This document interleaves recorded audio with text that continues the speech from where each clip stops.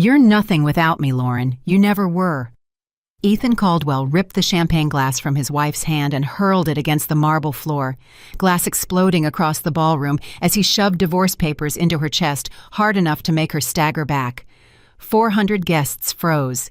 His college sweetheart smiled at his side. "Sign them," he snarled under the golden chandeliers. "Everyone here is about to watch you lose everything." He wanted them to see the abandoned wife crawl. But he'd forgotten one thing. Every chandelier above his head and the very floor he'd just shattered belonged to her. Before we go further, please subscribe to the channel and stay with this story all the way to the end, and leave a comment telling me what city you are watching from so I can see how far this story has traveled. Lauren Whitmore. Caldwell held the folder without opening it, and the first thing she felt was not heartbreak, it was recognition. She had known this man for 12 years, and she knew the exact shape of his smile when he thought he had already won. She had seen it in operating rooms when he took credit for a colleague's save. She had seen it at fundraisers when he told a story that was 90% invention. And she saw it now, wide and warm and hollow, aimed straight at her like a spotlight meant to blind. "You look surprised," Ethan said loud enough for the nearest tables to hear. "I thought you'd be relieved. We both know this has been over for a long time." "We don't both know anything, Ethan," she said quietly. The people near them leaned in. That was the thing about a room full of powerful strangers. They loved a scene as long as it was happening to somebody else. Samantha Reed slid half a step closer to Ethan, close enough that her shoulder brushed his sleeve. She was young, glossy, certain of herself in the way people are certain only when they have never lost anything that mattered. "I think it's brave," Samantha said, tilting her head at Lauren. "Doing it honestly in the open instead of behind closed doors. I told Ethan that's the kind of man he is." "Did you?" Lauren said. It was not a question. Ethan set his glass down on a passing waiter's tray without looking at the waiter, because he never looked at waiters, and he took a small step toward his wife, with his hands open, palms up, the gesture of a reasonable man surrounded by unreasonable feelings. "Lauren, I wanted to handle this with dignity. No lawyers screaming at each other, no ugliness, just two adults acknowledging the truth. You've always said you hate drama." "I do hate drama," she agreed. "That's why I'm confused, because you seem to have brought a great deal of it tonight, and you seem to have brought an audience for it too." A woman at a nearby table covered her mouth. A man in a tuxedo pretended to check his phone so he could keep listening. For a moment, Ethan's smile tightened at the corners. He had rehearsed this, Lauren could tell. He had imagined her face crumpling, imagined the tears, imagined himself crossing the room afterward to accept quiet handshakes and murmured sympathies the poor man who tried so hard and finally had to let go. He had built the entire evening around the version of her that existed only in his own head, the small, grateful wife who had spent 12 years being lucky to stand near him. He had never once considered that the woman in the plain black dress might already know things he did not. "Open it," Ethan said. His voice had cooled a degree. "Go ahead. Everyone here is family. There's nothing to hide." "You'd like me to open it here?" "I'd like this to be over." Lauren looked down at the folder. Then she looked up and she looked past Ethan, past Samantha, out across the enormous room. 400 faces. Chandeliers she had personally chosen from a catalog 9 years ago. A hardwood floor she had signed the restoration contract for. Velvet drapes she had approved the fabric samples for at a kitchen table while Ethan slept. She looked at all of it, this cathedral of his triumph, and something in her chest that had been clenched for a very long time slowly, quietly let go. For the first time that night, Lauren smiled. It was not a large smile. It did not reach for anyone. But two people saw it clearly, and both of them felt a small, cold drop of doubt land in their stomachs. Samantha saw it and did not understand it. Ethan saw it and understood it perfectly, and hated it because it was the smile of a person who is not afraid. "Something funny?" he asked. "No," Lauren said. "Something clarifying." She tucked the unopened folder under her arm, the way a person tucks a book they intend to read later at their leisure, and she reached out and picked up a glass of sparkling water from the table beside her. She took a small sip. The room watched her drink water. 400 wealthy people, and not one of them made a sound. "Ethan," she said, "do you remember our anniversary 6 years ago? The 5th one. You forgot it. You were in Zurich for the Pediatric Cardiology Summit, and you called me at 11 at night your time, and you said, "Lauren, I completely forgot. I'm so sorry," and I said it was fine. I don't see what this has to do with... Let me finish. You called me back 20 minutes later and you said, "Actually, while I have you, can you look into the ballroom lease? I think the numbers on the renewal are wrong." And I said, "Sure." And I did. I looked into it that night. And do you know what I found? Ethan's jaw moved slightly. "Lauren, I found that there was no lease to renew," she said gently, "because we don't lease this building. We never have. But we can talk about that in a moment. First, I'd like to know something, and I'd like you to answer honestly in front of your family, since there's nothing to hide." The word family came back at him with a small hook in it. "Ask," he said. He was still trying to hold the shape of the confident man, but his shoulders had climbed a quarter inch toward his ears. "When did you decide?" Lauren said. "Not tonight. Tonight is theater. When did you actually decide to end our marriage? Was it before or after the Foundation's spring audit?" Something flickered across his face, fast gone almost before it arrived. But Lauren had spent 12 years learning to read the weather of Ethan Caldwell, and she saw the storm cross behind his eyes. "That's an insane question," he said. "It's a simple question with a date for an answer. You want to do this here now, fine." He raised his voice, turning it outward toward the room, reclaiming his audience, because Ethan Caldwell had never in his life met a crowd he did not try to seduce. "The truth is, my marriage has been a partnership on paper for years. Lauren is a wonderful administrator, truly. Nobody organizes a gala like Lauren. But a marriage needs more than spreadsheets. It needs passion. It needs a shared vision. And somewhere along the way, we became business partners who happened to share a house." A few people nodded the way people nod at anything said confidently by a handsome man in good lighting. "So you're leaving me," Lauren said, "for a shared vision." "I'm being honest for the first time in years. And Samantha is part of this new honesty." Samantha lifted her chin. "Ethan and I reconnected 6 months ago. We didn't plan it. Sometimes the universe just puts the right people back in front of each other." 6 months, Lauren repeated. "That's helpful. Thank you." "Helpful for what?" Samantha said, and for the first time a note of unease crept into her voice, because Lauren kept saying thank you the way a detective says thank you. "For the timeline," Lauren said. "Dates matter in the end. You'll both learn that." Ethan had endured about as much of this as his pride could carry. He wanted the crescendo. He wanted the moment where his wife, overwhelmed, retreated. He stepped close to her and lowered his voice to the private wounded register he used when he wanted to seem generous. "Lauren, I know you're hurting. I know your instinct is to make this difficult. But you don't have the resources to fight me on this, and I don't want to see you humiliate yourself. The mansion, the accounts, the foundation, these things are complicated, and I have a very good legal team. Please, let me give you a soft landing. Sign the papers, take the settlement I've outlined, and we both walk away with dignity." "A settlement," Lauren said. "You've outlined a settlement." "A fair one, generous even. For my own money." The words were not loud. They dropped into the small pocket of silence around them, like a coin into a still pond, and the ripple went outward table by table as people who had not quite heard turned to people who had. Ethan blinked. "What did you say?" "I said a generous settlement for my own money. You've offered to give me a soft landing using resources that were never yours to give. That's the part I keep coming back to tonight, Ethan. The sheer confidence of it. You planned an entire evening. You invited 400 people. You brought a lawyer's folder and a girlfriend and a speech, and at no point in all that planning did it occur to you to read what you actually own." "I own all of it," Ethan said, and now his voice had an edge, the first crack in the polished surface. "I built this foundation with my own 2 hands.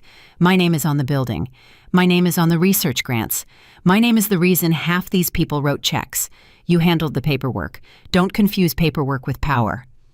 Lauren was quiet for a moment. When she spoke again, her voice was almost kind. "You're right about one thing," she said. "I did handle the paperwork, every single page of it, for 12 years. She turned unhurried and lifted her hand slightly, a small gesture, barely a signal at all. But across the room near the far doors, a woman in a charcoal suit who had been standing quietly against the wall all evening pushed off from it and began walking toward them. She carried a slim leather portfolio under her arm, and she walked like a person who had been waiting a long time to walk exactly this direction. "Who is that?" Samantha whispered. Ethan did not answer because Ethan knew who that was, and the knowing had drained a shade of color from his face. "That's Victoria Hayes," Lauren said pleasantly. "She's my family's attorney. She was my grandfather's attorney and my mother's, and now she's mine. Victoria, I'm sorry to pull you away from your dinner." "I ate before I came," Victoria said. "I suspected the evening might get busy." The crowd, sensing that the theater had somehow turned into something else, drifted closer. The waiters stopped circulating. The small string quartet in the corner, unsure whether to keep playing, let their song trail off into nothing, and the sudden absence of music made the room feel enormous and hushed like a church between hymns. "Ethan," Victoria said with a small professional nod as though they were meeting over coffee, "it's been a while. You look well." "Whatever she's told you," Ethan started. "She hasn't told me anything I didn't already know," Victoria said. "That's rather the point." She opened the leather portfolio not with drama, just with the flat efficiency of a woman who did this for a living. "Lauren asked me some time ago to keep certain documents current and ready. I've kept them current and ready." "This is a private matter," Ethan said loud again, back to the audience, back to control. "Ladies and gentlemen, I apologize. My wife is understandably emotional, and her lawyer is understandably eager, and this has become a spectacle none of us wanted. Let's take this somewhere private." "You brought it here," Lauren said. "I brought closure here, not a courtroom. You brought divorce papers to a ballroom full of donors and handed them to me in front of the entire New York philanthropic community, and now that I'm not crying, you'd suddenly like privacy." She let that sit. "Ethan, look at me. Did you honestly believe I would break—" He met her eyes, and for one unguarded second the answer was written plainly on his face. Yes, he had believed exactly that. He had built his whole life on the belief that Lauren Whitmore was a soft, agreeable woman who existed to make his path smooth. He had mistaken her patience for weakness for so long that the mistake had become the foundation under his feet, and now he could feel it shifting. "I believed," he said slowly, "that you loved me enough not to embarrass me." "I did love you enough," Lauren said. "For 12 years I loved you enough. That's exactly why we're standing here. Because I gave you 12 years of enough, and you decided that meant I was harmless." She turned to Victoria. "Go ahead." Victoria drew out a single sheet of paper and held it up not toward Ethan, but slightly outward, so the nearest tables could see there was a document, that it was real, that it bore signatures and seals. "For the benefit of anyone confused," she said in a clear, caring voice, "I want to clarify a matter of ownership, because Mr. Caldwell has just referred to this venue, the Whitmore Grand Ballroom, as his. It is not, and it never has been. This building is held by the Whitmore Family Trust, established by Lauren's grandfather, Charles Whitmore, in the year of his passing and administered on Lauren's behalf. The Caldwell Foundation for Children does not own this building. The Caldwell Foundation rents it at a nominal rate for its annual gala, as it did tonight." The silence in the room changed texture. It went from the silence of gossip to the silence of genuine astonishment. "That's not," Ethan began. "I'm not finished," Victoria said. "The Foundation's primary donor network, the relationships that generate roughly 70% of its annual funding, are contractually managed through Whitmore Advisory Services, a separate entity also under the trust, also administered by Lauren. And the 3 investment accounts that Mr. Caldwell referenced this morning when he filed for temporary financial control were opened before this marriage seeded with Whitmore Family Capital and have never at any point been marital property." She looked up. "I have the documents here. I'm happy for any interested party to review them. I'm particularly happy for Mr. Caldwell's legal team to review them, since it appears they did not before advising him to do this in public." Somewhere in the crowd, a man laughed one short, involuntary bark and then caught himself. Ethan's face had gone from pale to a mottled red. "This is a stunt," he said. "This is a humiliation stunt, and it's beneath you, Lauren. You handed me divorce papers at a gala, Ethan." "That's different." "It's identical," she said. "The only difference is that when you did it, you thought you were winning." Samantha had gone very still. She was looking at Ethan now, not at Lauren, and something was happening behind her eyes, some rapid recalculation. "Ethan," she said low, "you told me we'd have the mansion. You told me the foundation was yours. You told me she'd have to move out." "Samantha, not now. You said after the divorce we'd run it together." Her voice was rising thin and disbelieving. "You showed me the guest list for tonight, and you said by the end of the year, all of this will be ours." "Samantha, is any of that true?" Ethan turned on her, and the man who appeared in that turn was not the man from the magazine covers. His voice dropped into something ugly and fast. "Keep your voice down. This is a temporary complication. Lawyers can be handled. Trusts can be challenged. Nothing is as simple as she's making it sound." But Samantha had heard the word complication used about her own future, and Lauren watched the young woman's certainty crack straight down the middle. It was not a pleasant thing to watch. Lauren felt no triumph in it. She had been where Samantha was standing 12 years younger and just as sure of a man's promises, and she knew exactly how cold the floor felt when the story you were told turned out to be a story someone told you. "You lied to me," Samantha said. "I simplified. You lied to me the same way you're lying to all these people." "That's enough." Lauren stepped gently between them, and both of them looked at her startled, as though they had forgotten she was the actual center of the room. "Samantha," she said quietly, "you can decide what to do about that later. Tonight isn't about you. I know he made it feel like it was.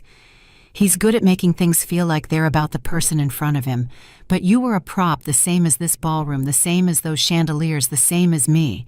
He needed someone to stand beside him tonight so it would look like he was walking toward a future instead of away from an accounting problem." She glanced at Ethan. "That's the part we still need to discuss." The word accounting landed on Ethan like a hand on the back of his neck. "There's no accounting problem," he said too fast. "The spring audit," Lauren said. "The audit was clean." "The preliminary audit was clean," she corrected.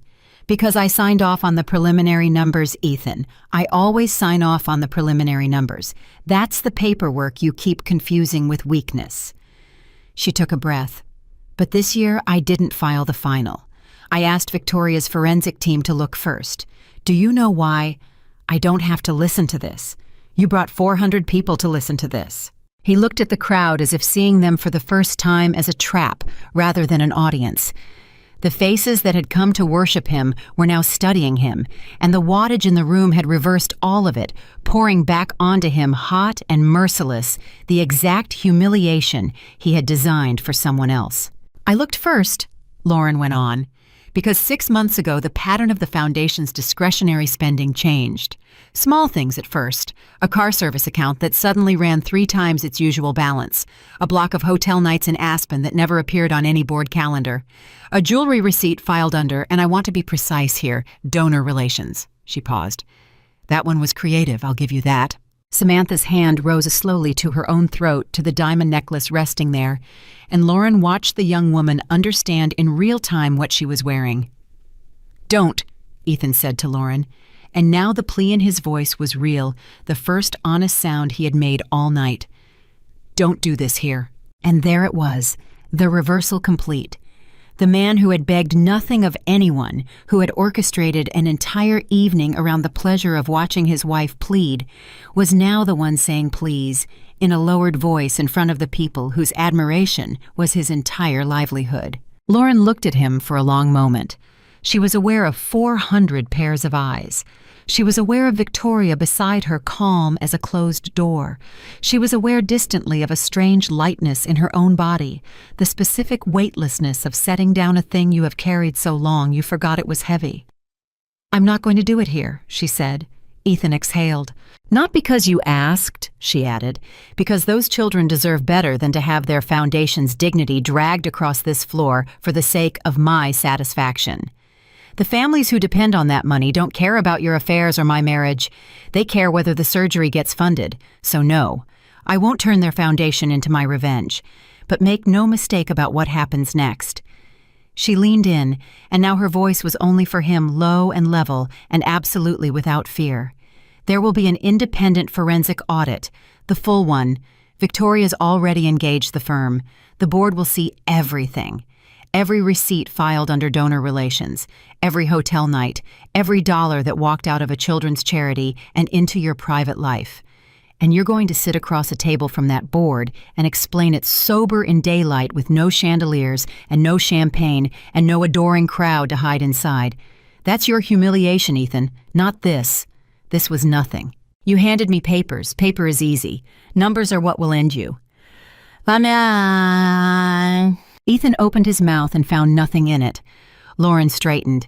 She looked down at the divorce folder still tucked under her arm, and she almost laughed at the smallness of it, this object he had imagined as a weapon. You wanted to give me these tonight in public so everyone would see me lose, she said. So I'll accept them tonight in public, and everyone can see something else instead.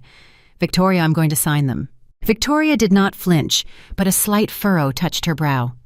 Lauren, I'm going to sign them, Lauren repeated, because I want out. I've wanted out longer than I let myself admit. Not out of fear and not for a settlement, just out. And I refuse to give him one more day of the years I already gave him by pretending I'm reluctant. She held out her hand. Pen. The word went through the crowd in a whisper. She's signing. She's actually signing. Ethan should have felt triumph. She was signing.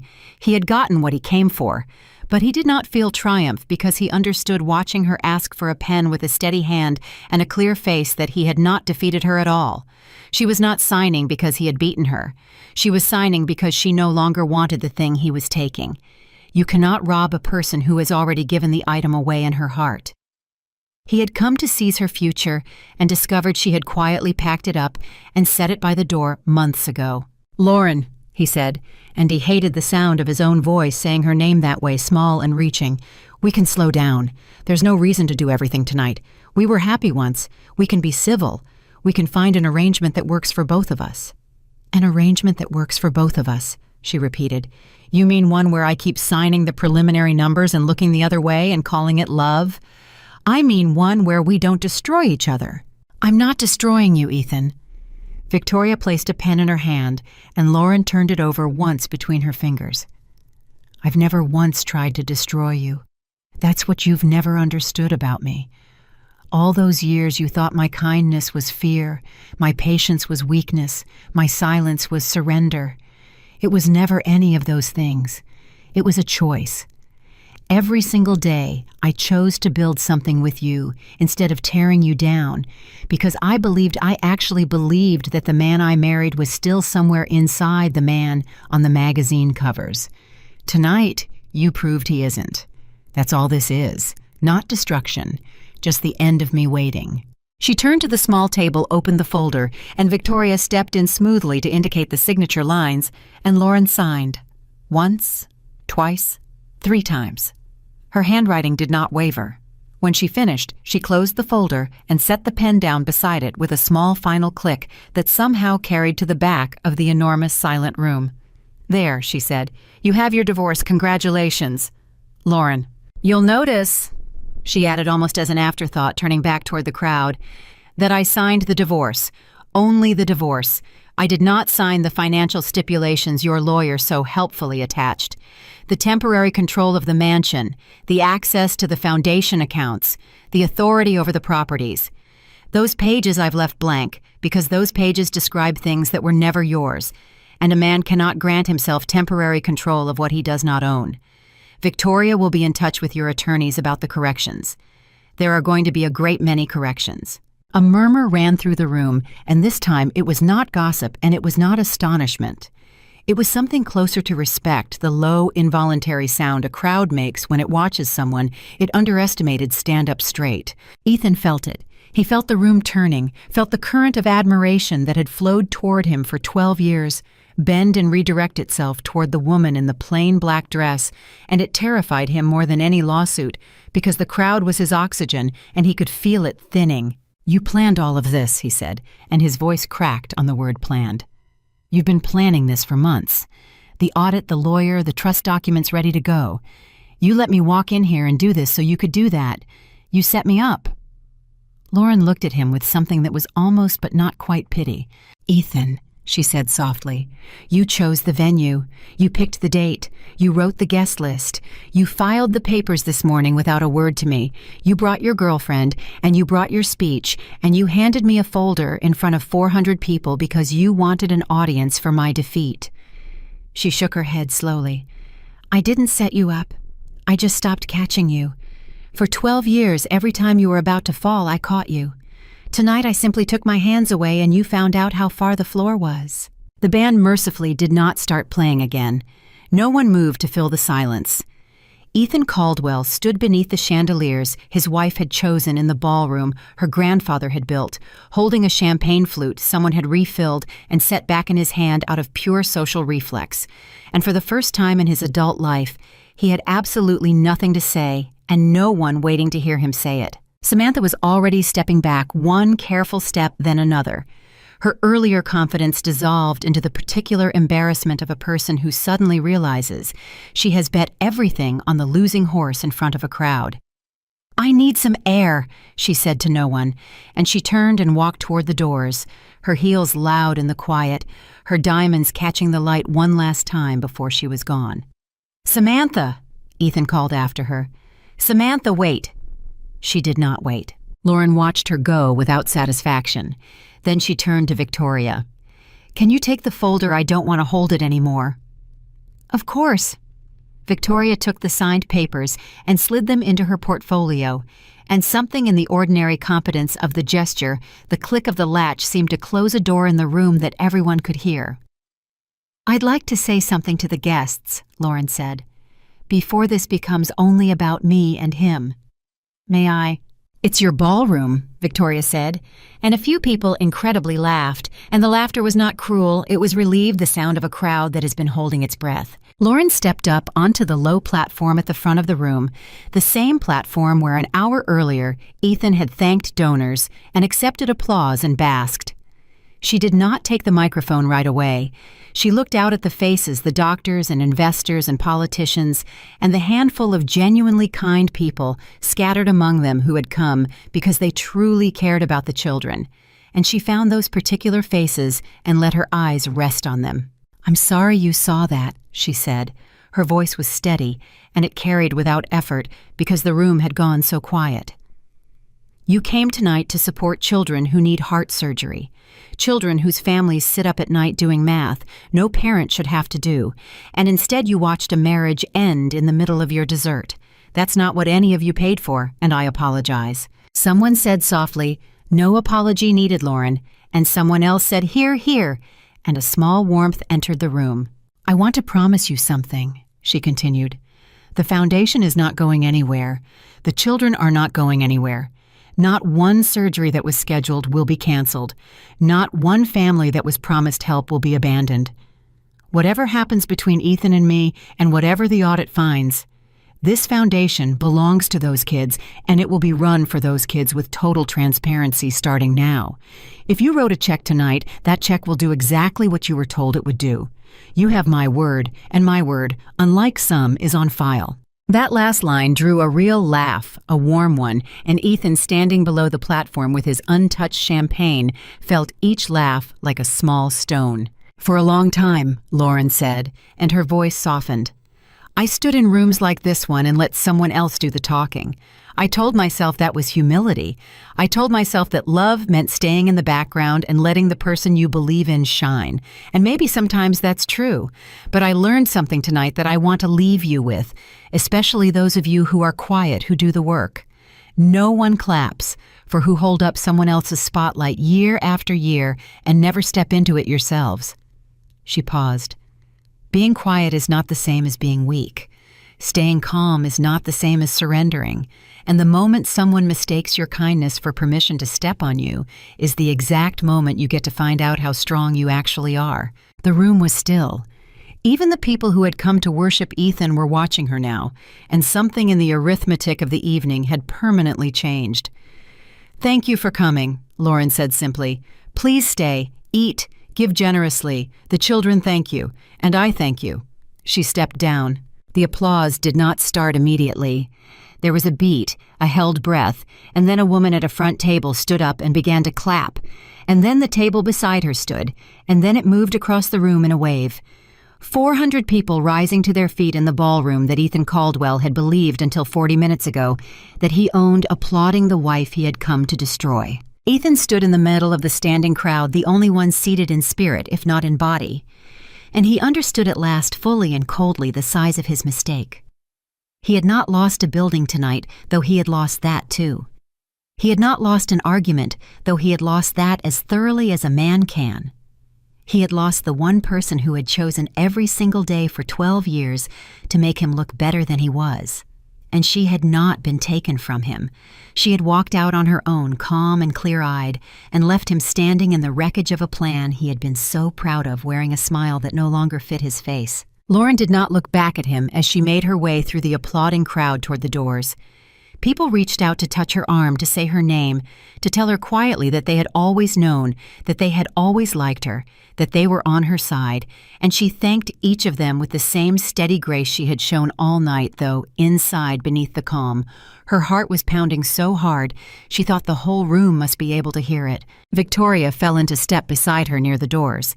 "You did that beautifully," she murmured. "I feel like I'm going to be sick," Lauren murmured back. "That's the adrenaline. It'll pass. You'll sleep tonight for the first time in months." At the doors, Lauren paused. She let herself take one last look back across the enormous glittering room at the chandeliers. She had chosen the floor she had restored, the drapes she had approved, the platform where she had just found her voice, and at the man standing frozen in the center of it all with a glass he would never drink. And she found to her own surprise that she felt no hatred. She felt no triumph either, not really. What she felt standing in the doorway of her grandfather's ballroom on the night her marriage ended was something quieter and far more valuable than either. She felt free. She turned and she walked out, and the great doors swung shut behind her, and for the first time in 12 years, Lauren Whitmore Caldwell was not carrying anyone but herself. Behind her in the ballroom, he thought he had won. Ethan finally lifted the champagne to his lips and drank, and it had gone flat, and it tasted like the beginning of everything he was about to lose. The morning after the gala, Ethan Caldwell woke up in a bed that was still technically his, in a mansion that was suddenly legally not. He didn't know that yet. That was the thing about Ethan. He always found out the size of a room after he'd already knocked over the furniture. He came downstairs at 9 expecting the usual. Coffee already poured, the paper folded to the health section the way he liked it. Lauren at the counter with her reading glasses on, going through the Foundation's morning correspondence so that by the time he sat down, the world had already been organized around him. For 12 years, the machinery of his life had run so smoothly, he'd stopped noticing it was a machine and stopped noticing there was an operator. The kitchen was empty. The coffee maker was cold. The paper was still on the front step and its plastic sleeve wet with dew. "Lauren," he called. Nothing. He walked through this house saying her name in that flat, expectant tone men use when they assume the answer is nearby, and the silence that answered him was the first honest conversation the house had offered in years. Her closet was half empty. Not emptied in a rage thrown and torn the way he might have done it. Emptied the way she did everything. Neatly. Deliberately. The hangers spaced out where her things had been as if she'd taken exactly what was hers, and not one thread more. On the kitchen island where the coffee should have been, there was a single sheet of paper. He picked it up expecting an apology. He'd already, in less than 12 hours, rewritten the previous night in his mind into something survivable. She'd been emotional. She'd made a scene. She'd let her lawyer grandstand. But now in the light of morning, she'd come to her senses, and this note would be the beginning of the walk back. The part where Lauren, sensible, reliable Lauren, started fixing what she'd broken.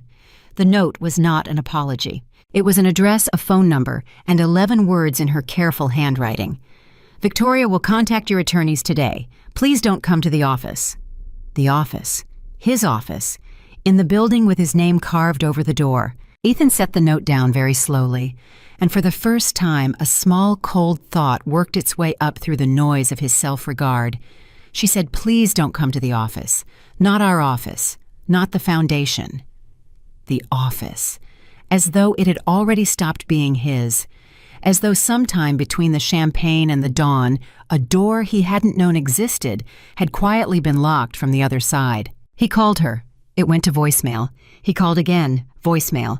He called a third time and left a message that started warm and reasonable and ended 4 minutes later in a voice he didn't recognize as his own, low and fast and mean, saying things like, "You'll regret this, and I made you, and you'd be a nobody administrator in a filing room if it weren't for me."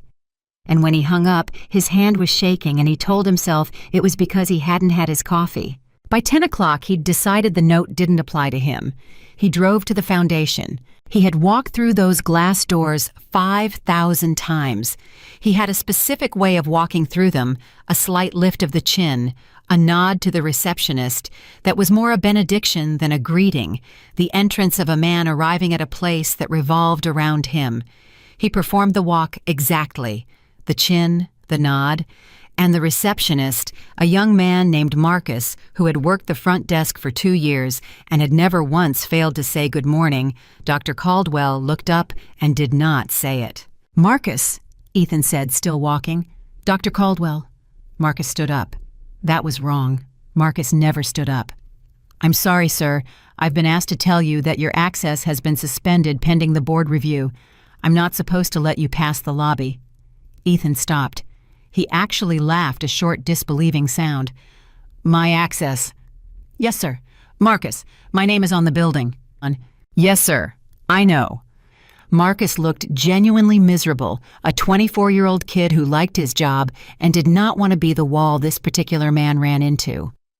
"I'm really sorry. It came from the board this morning. Ms. Hayes sent the memo. I don't have the authority to override it, and even if I did, I've been told the security company will." The security company? They changed the codes at 6 a.m. 6 a.m. While he was asleep in his half-empty house, dreaming that last night had been a bad negotiation instead of a demolition. A security company had been in this building changing the codes, and Lauren had known, and Victoria had known, and Marcus had known, and the only person in the entire operation who hadn't known was the man whose name was carved above the door. That was the first crack. Standing in the lobby of the foundation he had led for a decade, being politely refused entry by a boy who couldn't meet his eyes. Ethan felt the ground he'd trusted his whole life move under him, just slightly, the way a floor moves in the first half-second of an earthquake before your brain admits what's happening. "Get me Lauren," he said. "She's not here, sir." "Then get me whoever is." "Ms. Hayes said if you came, I should give you this."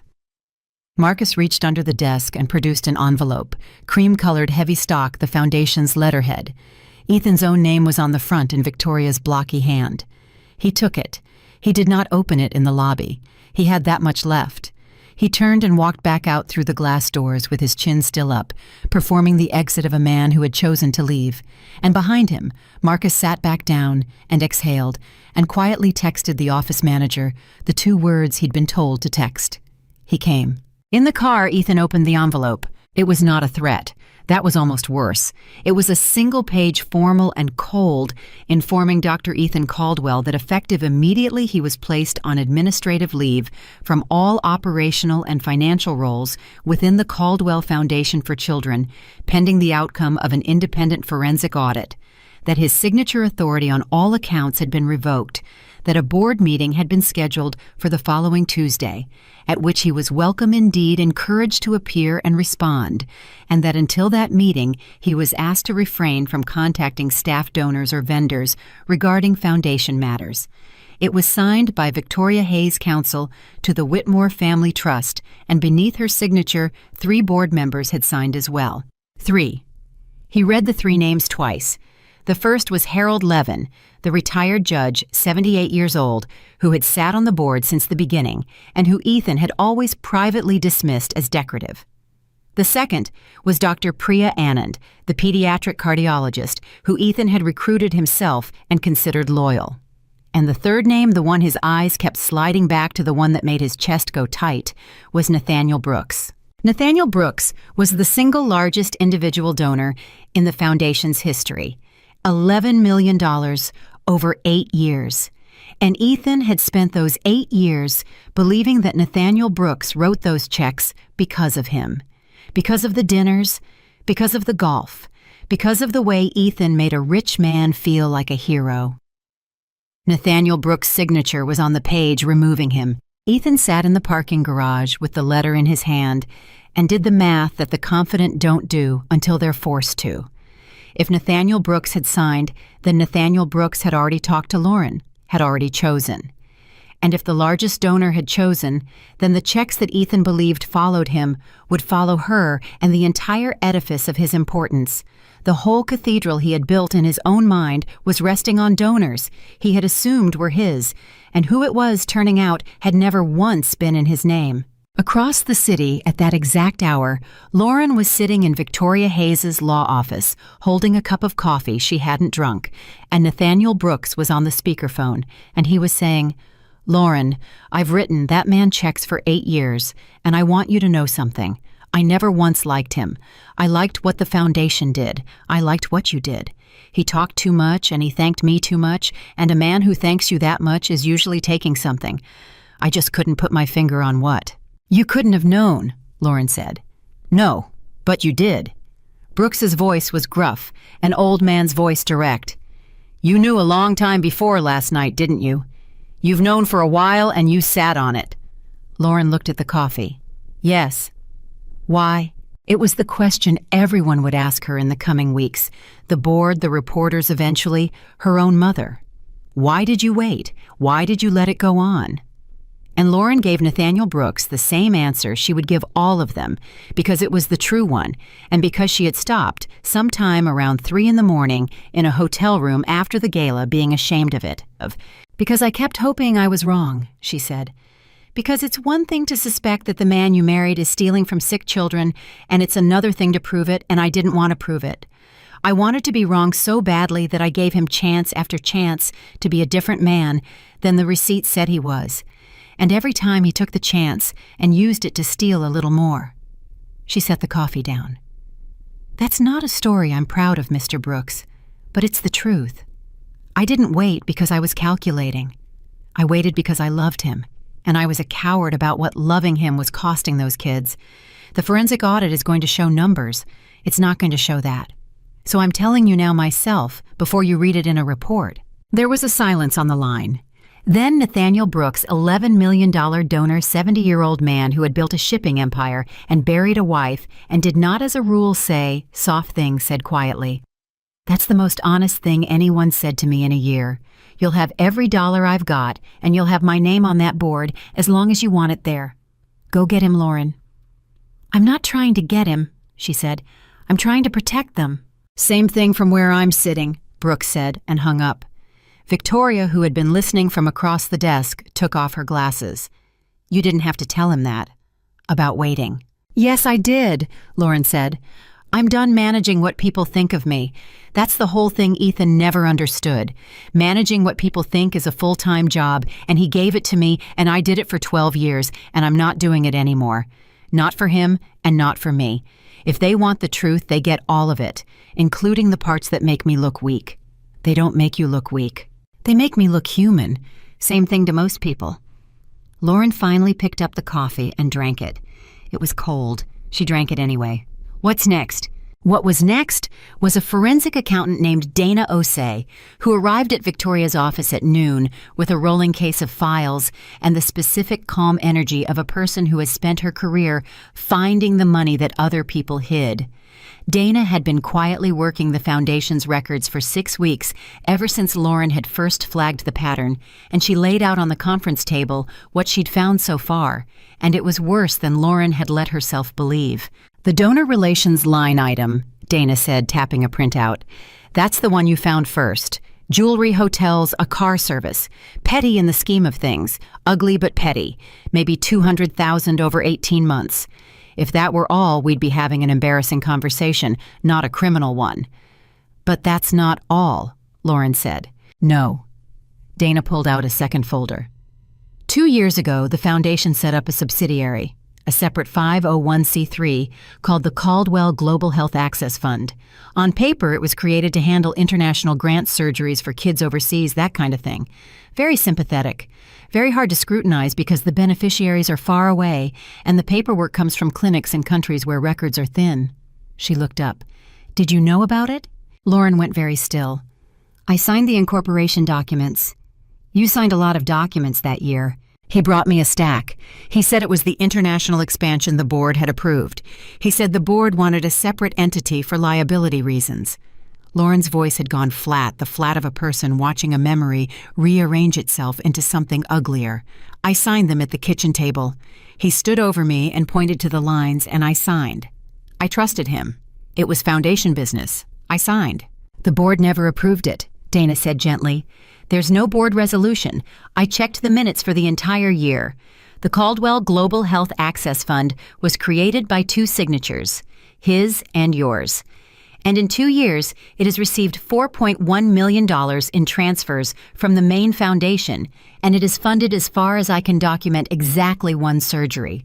A real one in Guatemala for $11,000, which I believe was done specifically so there'd be something to point to if anyone ever asked." The room was quiet. "Where's the rest of it?" Lauren asked. Her voice barely moved. "That's what I'm still tracing. Some of it went to a management company that turns out to be him. Some went to consulting fees paid to an LLC in Delaware that I'm 90% sure is also him or him and someone. There's a real estate purchase in the fund's name, a condo that nobody who works at any children's charity needs. And there's about $800,000 that's just gone moved through 3 accounts and out, and I'll find it, but it's going to take subpoenas. And subpoenas mean this stops being an internal audit and starts being a criminal matter." Dana folded her hands. "So before I go 1 page further, Lauren, I need you to understand what you're deciding. If I keep pulling this thread, your husband doesn't just lose the foundation. He goes to prison. This is federal. Wire fraud, embezzlement from a charity, probably tax fraud on top. We're not talking about a bad divorce anymore. We're talking about the end of his life as a free man." Lauren looked at the printout with the number 4.1 million on it, and under that number she saw faces. She didn't mean to. Her mind did it on its own. The Ramirez family, whose son had needed a valve replacement and who had waited 11 months on a list because the foundation said funds were tight that year.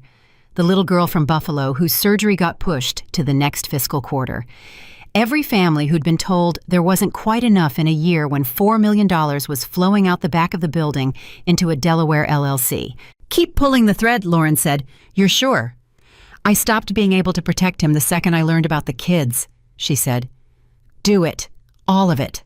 I'll testify myself if I have to." Donna nodded, once gathered her files and got to work. And that was the moment Lauren would realize later that the divorce stopped being a divorce and became something with the weight of a reckoning. Ethan found out about the audit's scope on Thursday, 3 days after the gala, and he found out in the worst possible way, which was from his own lawyer. His lawyer was a man named Grant Whitfield, expensive, silver-haired, the kind of attorney Ethan hired specifically because he made problems feel manageable. Grant had spent 12 years telling Ethan that everything was handleable, and Ethan had come to believe that was a property of the universe rather than a service he was paying for. On Thursday, Grant called and asked Ethan to come to his office in person, which Grant never did. And when Ethan sat down across the desk, Grant was not smiling. "I've received a communication from the Trust's counsel," Grant said, "and a courtesy call from a forensic accounting firm. Ethan, I'm going to ask you some questions, and I need you to understand that I can only help you if you tell me the truth. What is the Caldwell Global Health Access Fund?" The blood went out of Ethan's face. Grant saw it go. Grant had been a lawyer for 30 years, and he knew exactly what a client's face did when a question landed on the buried body. "That's what I was afraid of," he said quietly. "It's an international grants vehicle," Ethan said. "It's completely legitimate. It was set up to—" "Ethan, stop. Don't tell me the cover story. Tell me the truth, or don't tell me anything. But do not make me an accessory to a lie I'll have to walk back. Did money go from the main foundation into that fund and then to you personally through management companies or LLCs?" Ethan didn't answer. "Ethan, it's more complicated than that." "It's never more complicated than that," Grant said. "That's what people say when the answer is yes. Sit back. Let me tell you where you actually are, because I don't think you know, and I don't think you've let anyone tell you." He leaned forward. 3 days ago, you thought you were getting a divorce and keeping a foundation. Today, there is a forensic accountant with subpoena power inside your books. Your wife is not the plaintiff. That's what you don't understand. Your wife is the witness. The plaintiff, if this goes where I think it's going, is the United States government. And the government does not settle for a nice house in the Hamptons and a soft landing. Do you have any idea how much is in question? Some of it was legitimate consulting. How much, Ethan? I don't know the exact. They're saying north of $4 million. From a children's charity. That's not a scandal. That's a sentence. That's 10 years, maybe more, and no amount of money I've ever seen a client have makes 10 years go away. Grant sat back. So here is my honest advice, and you're not going to like it. Your only path, your only one, is to get ahead of it. Full cooperation, full restitution if you can manage it. Genuine contrition in front of that board on Tuesday. You throw yourself on the mercy of the people you stole from, and you pray they have more of it than you'd have had in their place. That is the entire menu. Everything else is prison. Ethan stood up so fast his chair rolled back and hit the wall. I built that foundation. You stole from it. I made it what it is. Nobody would have given $1 without me. I was the face. I was the name. I earned. You didn't earn $4 million of sick children's surgery money, Grant said, and there was no warmth left in him at all now, only the cold, clean disgust of a man who had defended a lot of guilty people and had lines even so. Sit down, Ethan, or don't. But if you walk out of here still telling yourself you earned it, you're going to walk straight into that boardroom on Tuesday and say it out loud, and then there won't be anything left for me to do. Ethan didn't sit down. He walked out. He always walked out. It was the only move he'd ever really had. The exit, the slammed door, the refusal to be told, and it had worked his whole life because someone had always been behind him quietly cleaning up what he'd knocked over, making the calls, smoothing the feathers, catching him before the floor. And this time, walking out onto the street with his lawyer's warning ringing in his ears, he felt the specific new terror of a man who reaches back for the safety net and finds that the person who had been holding it for 12 years had let go and folded it up and walked away. Samantha found out on Friday. She found out because a reporter called her. That was the thing Ethan hadn't managed in his panic to control. The gala had been full of the New York philanthropic press, and a public scene between a celebrity surgeon and his wife, ending with a family attorney reading trust documents aloud to 400 people, was not the kind of thing that stayed quiet. By Friday, a reporter from a city magazine had the outline, and she was making calls, and one of the calls went to the young woman who'd stood beside Ethan Caldwell wearing a diamond necklace because someone at the gala had recognized Samantha, and someone else had mentioned that the necklace well. I'm sorry to ask this so directly, the reporter said, but I'm trying to confirm a detail. The necklace you wore Saturday night, do you know where Dr. Caldwell purchased it? Samantha, who had spent 5 days not answering Ethan's calls and not knowing why, felt something cold walk up her spine. Why does that matter? There's a receipt, the reporter said. It's part of the foundation audit. A jewelry purchase was expensed to the charity under donor relations. I'm trying to confirm whether the piece you wore is the same one. You're not in any trouble. But if it is, you'd want to know that, wouldn't you? That you wore stolen charity money around your neck to the party where he served his wife divorce papers. Samantha hung up without answering, and she sat in her apartment for a long time, and then she did something Ethan had never once imagined she was capable of. She thought. She thought about all the things he'd told her, the mansion that would be theirs, the foundation they'd run together, the way he'd described Lauren always as an obstacle, a formality, a woman who did the filing, and would be easy to move aside.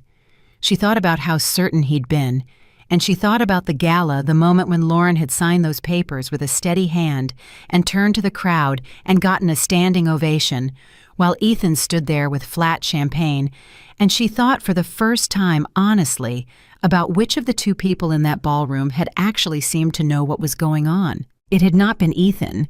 She had chosen the one who didn't know. When Ethan finally reached her that night when she finally picked up, he launched into it before she could speak, the voice she'd found so magnetic 6 months ago, warm and urgent and certain. Sam, thank God, listen, there's a lot of noise right now. Don't believe any of it. This is Lauren orchestrating a smear. She's always been jealous and vindictive, and this is exactly what I told you. Where did you buy my necklace? The pause on the line told her everything. "The one I wore Saturday," Samantha said. "Where did the money come from, Ethan?"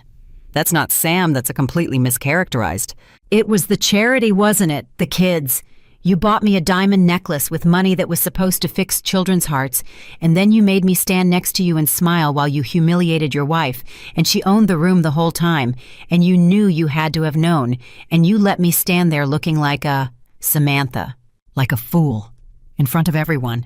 You made me the other woman in a scandal about stolen surgery money, and you didn't even warn me." Her voice cracked, not with sadness now, with fury. "You told me the universe put us back in front of each other. You said that. Do you remember? Sometimes the universe just puts the right people back together. That's a line, isn't it? You've used it before, probably on her. You're upset, and I understand.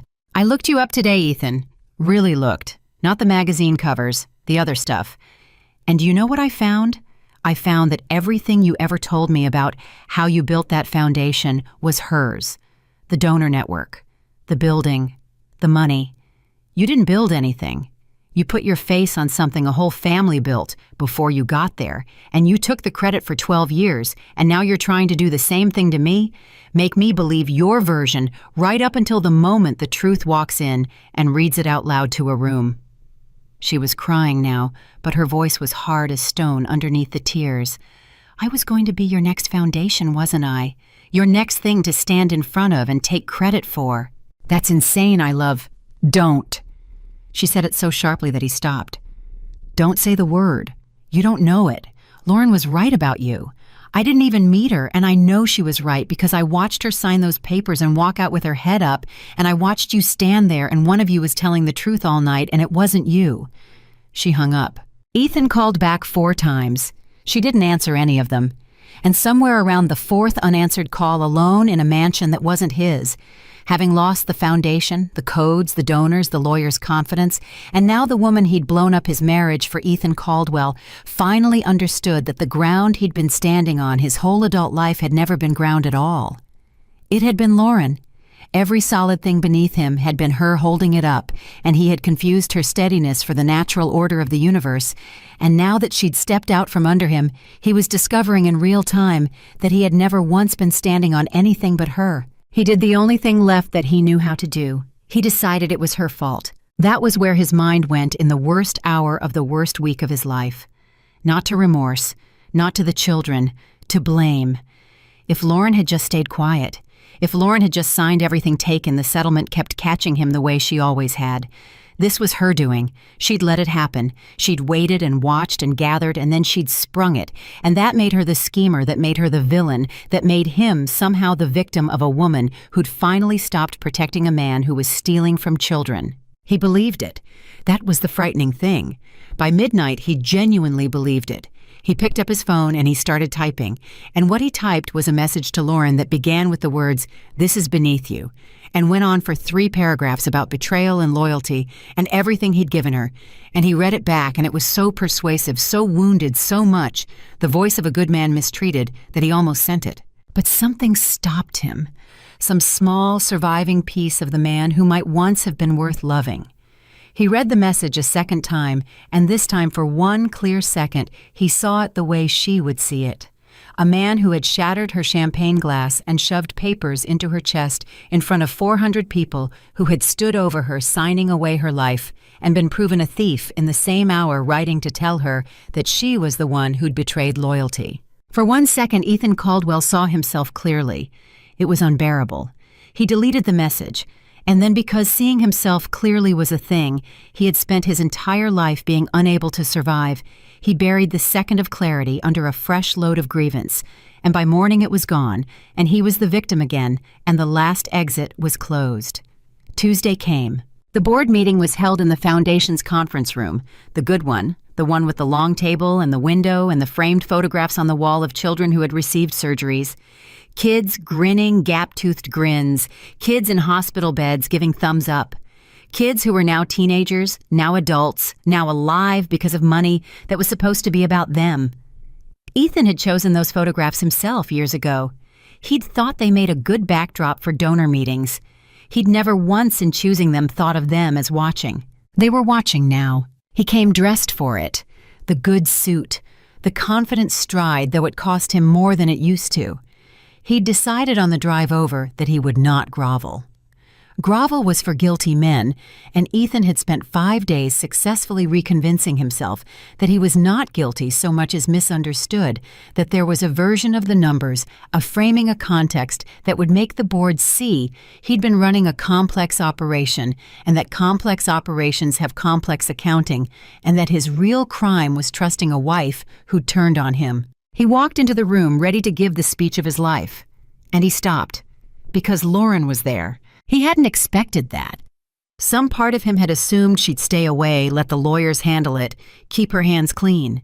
But she was sitting at the far end of the table in a gray blazer, no jewelry, her reading glasses folded in front of her, and beside her sat Victoria, and beside Victoria sat Dana Osei, with her rolling case of files, and around the rest of the table sat the board. Harold Levin, the old judge, Priya Anand, Nathaniel Brooks, who looked at Ethan with the flat expression of a man appraising a horse he had decided not to buy. 4 others, 7 board members, 1 witness, 2 attorneys, and the eyes of 100 children in frames on the wall. There was 1 empty chair. It was at the opposite end of the table from Lauren. It had been left for him deliberately, so that when he sat, he would be looking down the entire length of the table at the wife he'd tried to destroy, with all the evidence laid out between them. Ethan understood the staging immediately because he was a man who understood staging. It was the one true talent he had, and he understood that he had just walked into a room that had been arranged the way he had arranged the gala so that his defeat would happen in front of an audience. And the horror of it, the thing that made his knees genuinely weak for a second before he mastered it, was that it was fair. He had done exactly this to her. He had built a room to break her in, and here was a room built to break him, and the difference, the unbearable difference, was that she'd broken his in front of strangers while he told the truth, and he was about to break his own in front of the people he'd stolen from while he lied. "Dr. Caldwell," Harold Levin said, "please, sit." He sat. He looked down the table. Lauren looked back at him, and there was nothing in her face he could use. No triumph to accuse, no cruelty to point at, no anger to reframe as hysteria. Just a steady, tired, terribly calm attention, the look of a person who has already grieved the thing you're about to lose for her, and has nothing left to feel about it but the wish that it were over. "You wanted to say something," Levin said. "You asked for this chance to respond before we vote. We're giving it to you. The floor is yours." And Ethan Caldwell stood up in the conference room he'd chosen the photographs for at the head of a table that had been arranged to defeat him in front of 100 framed children and 7 board members and a forensic accountant and a family lawyer and the wife he'd underestimated for 12 years, and he opened his mouth to give the speech that would save him. "Before I begin," he said, "I want to say that I think it's important we all remember who built this." And down the table, Lauren closed her eyes just briefly, the way you do when someone you once loved steps off a ledge you spent years trying to pull them back from, and you finally understand that they were always going to jump, and that the only thing you got to decide in the end was whether you jumped with them. She had decided. She opened her eyes. "Ethan," she said quietly, before he could go on, and something in her voice made the whole room turn. "Don't. For once in your life, don't say the thing that makes it worse." She wasn't pleading. She was past pleading. She was offering him one last time the exit he'd spent a week refusing to see. "Dana has the numbers. The board has the numbers. There is no speech. There's no version of this where you talk your way out because it isn't a room you can charm. It's a ledger, and ledgers don't clap. So I'm asking you not as your wife. I'm not your wife anymore. I signed that away myself. I'm asking you as the person who caught you every single time for 12 years and knows exactly how this ends. Sit down. Tell the truth. Give back what you can. It's the only door left, and it's closing while you stand there deciding whether the room deserves your speech." For one long moment, Ethan Caldwell stood at the head of the table, and the whole future hung on what he did next, and everyone in the room, even the children in the frames, seemed to lean toward him and wait. He didn't sit down. Of course he didn't. Lauren had known before she finished asking. You cannot hand a drowning man a rope if he's convinced the water is a conspiracy against him, and Ethan had spent 5 days deciding the water was Lauren's fault. He looked down the length of the table at her, and instead of gratitude, instead of the flicker of the man she'd once believed was still in there somewhere, she saw the thing she'd been afraid of. She saw him decide to fight.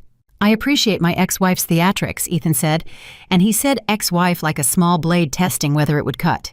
"She's very good at them. Saturday night proved that, but I think it's important that this board hear from the person who actually built this organization before you let a forensic accountant and a family lawyer tell you a story about numbers they've taken out of context."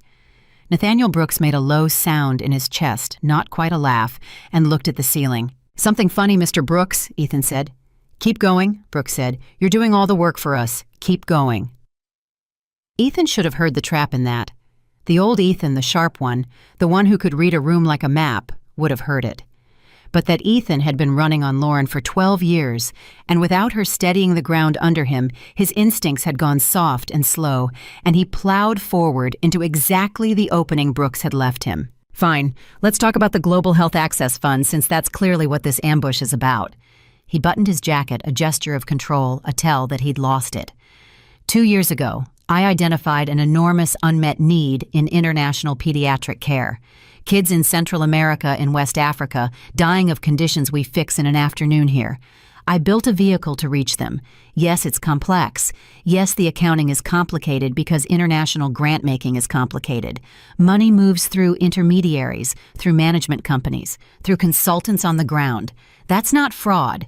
That's how this work gets done in places without infrastructure. If Ms. Osei doesn't understand that it's because she's an auditor, not an operator, she counts. I build. Dana Osei did not react. She had a legal pad in front of her, and she made a small note, and the small note was more frightening than any outburst could have been, because it was the note of a person collecting a confession. "So you're saying," Priya Anand said slowly, the pediatric cardiologist, the one Ethan had recruited and counted as loyal, that the $4.1 million that left this foundation and went into that fund went to international surgeries. To the infrastructure of delivering them, yes. How many surgeries, Ethan? He hesitated. It was a fraction of a second, but everyone saw it. "The number of completed surgeries isn't the right metric in a startup grant-making operation," he said. "You have to invest in capacity before you see." "How many, Ethan?" Priya said again, and her voice had gone cold, and Ethan understood in that instant that he'd lost her too, that the woman he'd thought was his ally had walked into this room already knowing the answer and was simply making him say it out loud in front of the children on the wall. "I'd have to check the exact." "1," Dana Osei said.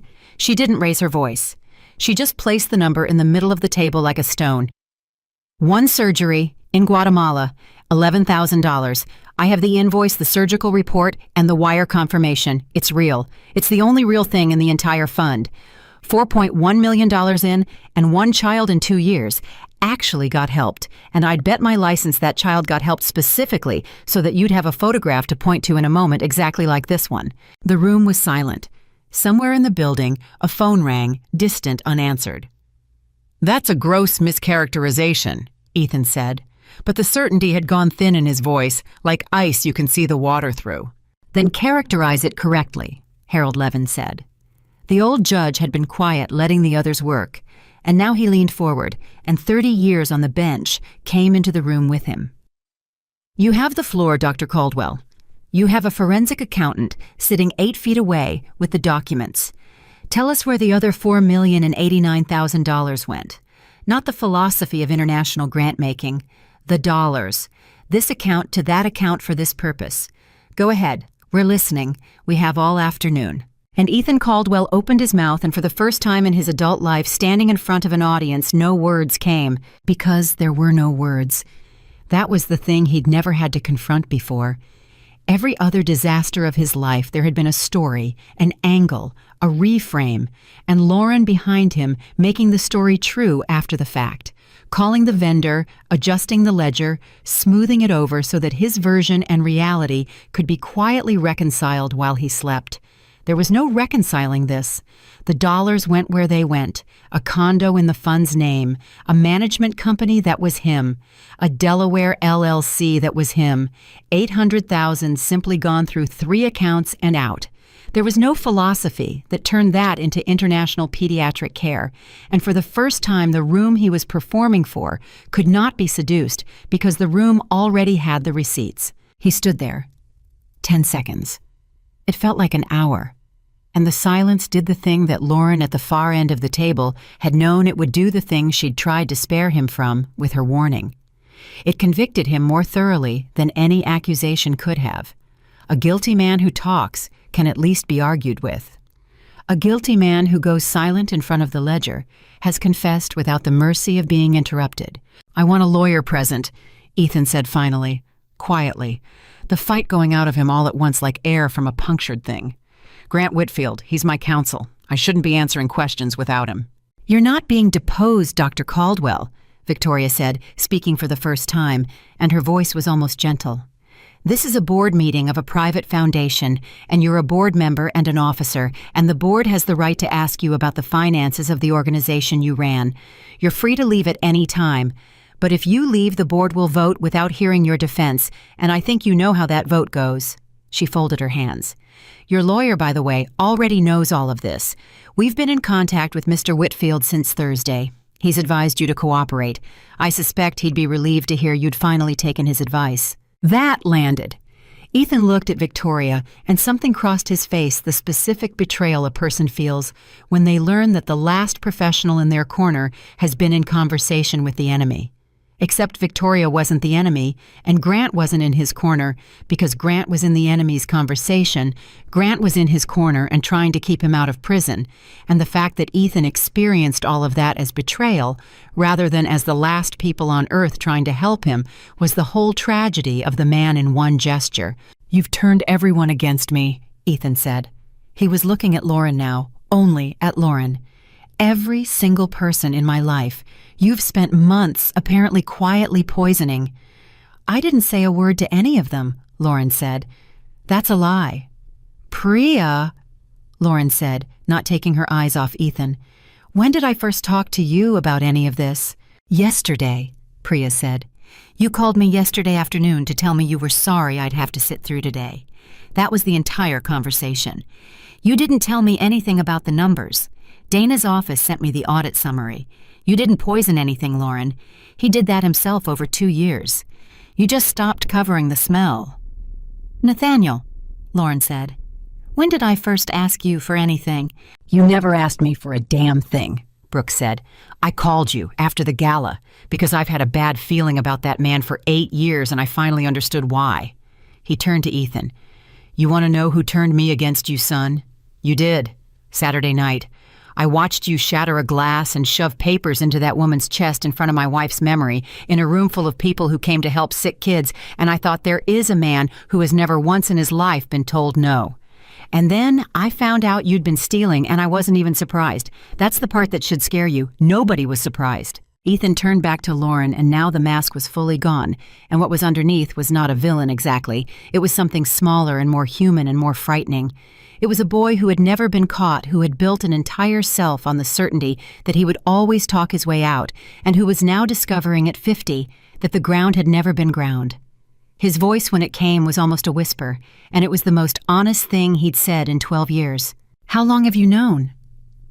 The room went still because this was the real question under all of it, not the numbers. The betrayal he was trying to pin on her. How long had she known and let it happen and said nothing? Lauren met his eyes.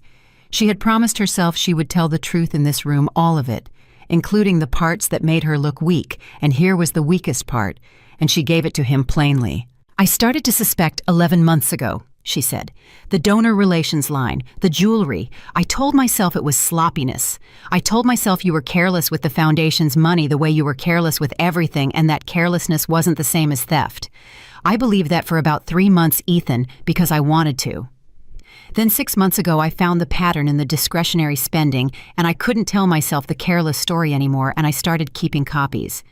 And 2 months ago, I found the Global Health Access Fund, and I understood that I'd signed the incorporation papers myself at our kitchen table while you stood over me and pointed to the lines, and that you had used my trust in you to make me an accessory to stealing from children."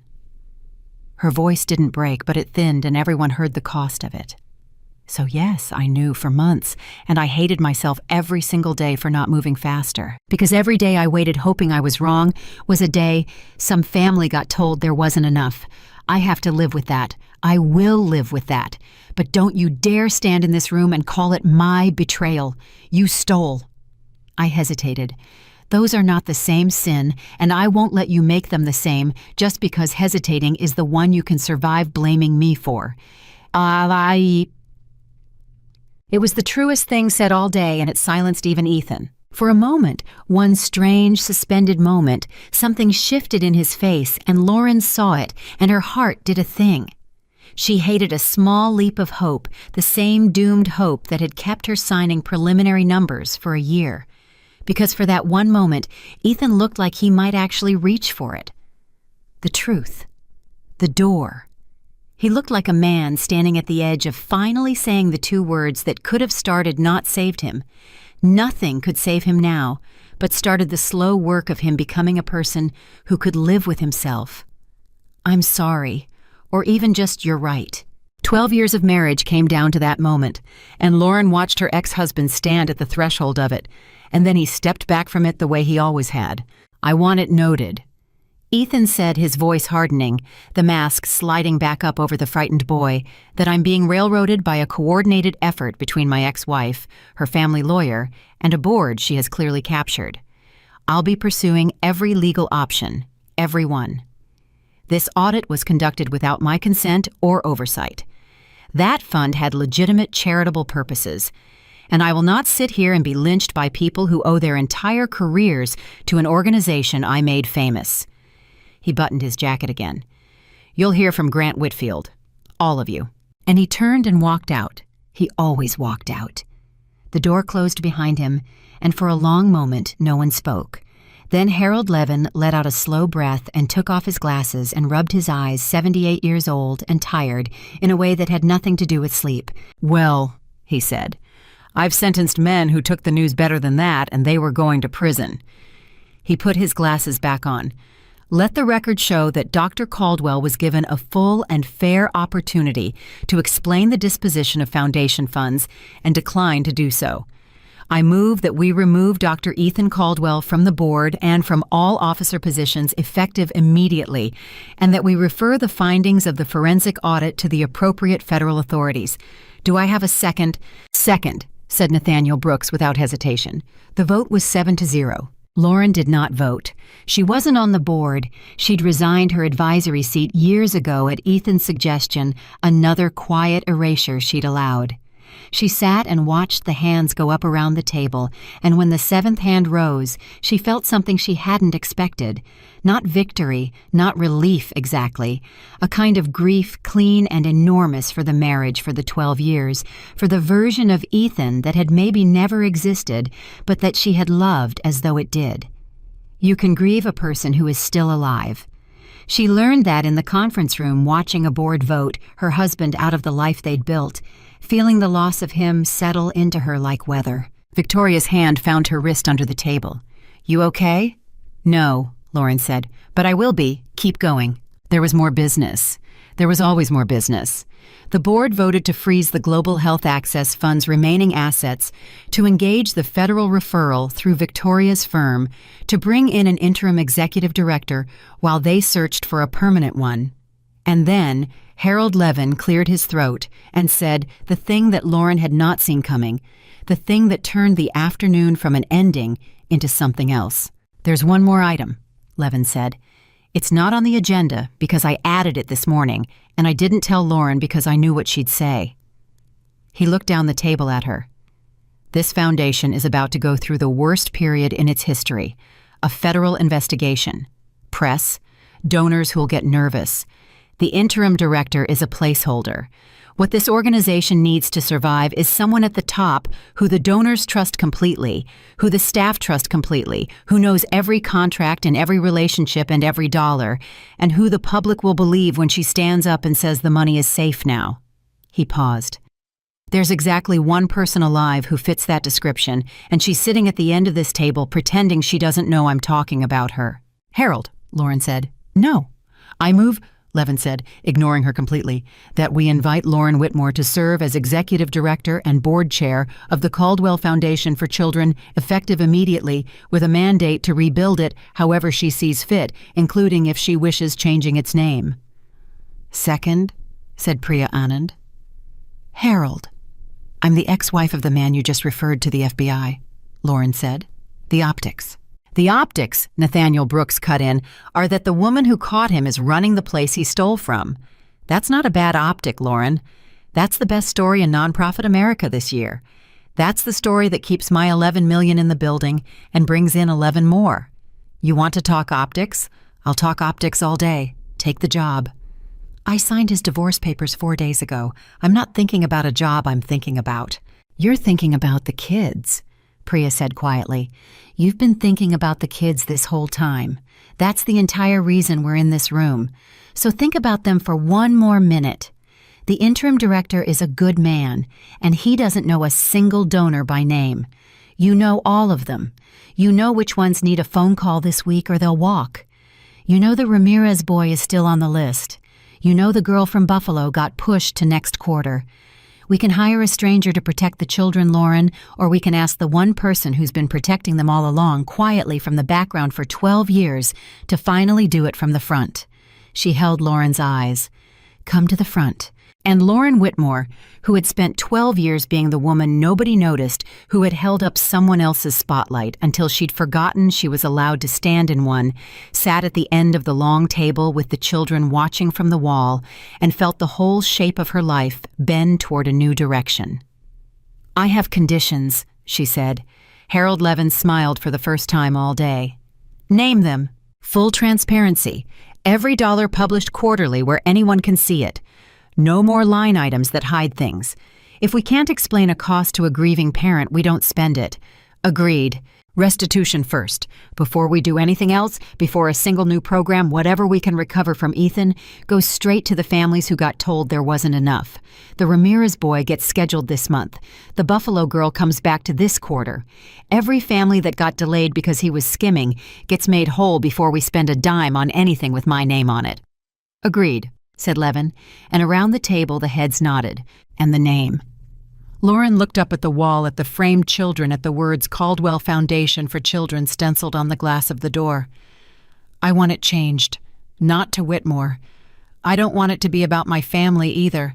I've spent my whole life inside names, his and mine, and I'm tired of foundations that are monuments to the people who run them. She thought for a moment. Call it the Grace Children's Heart Foundation. After nobody. After a word.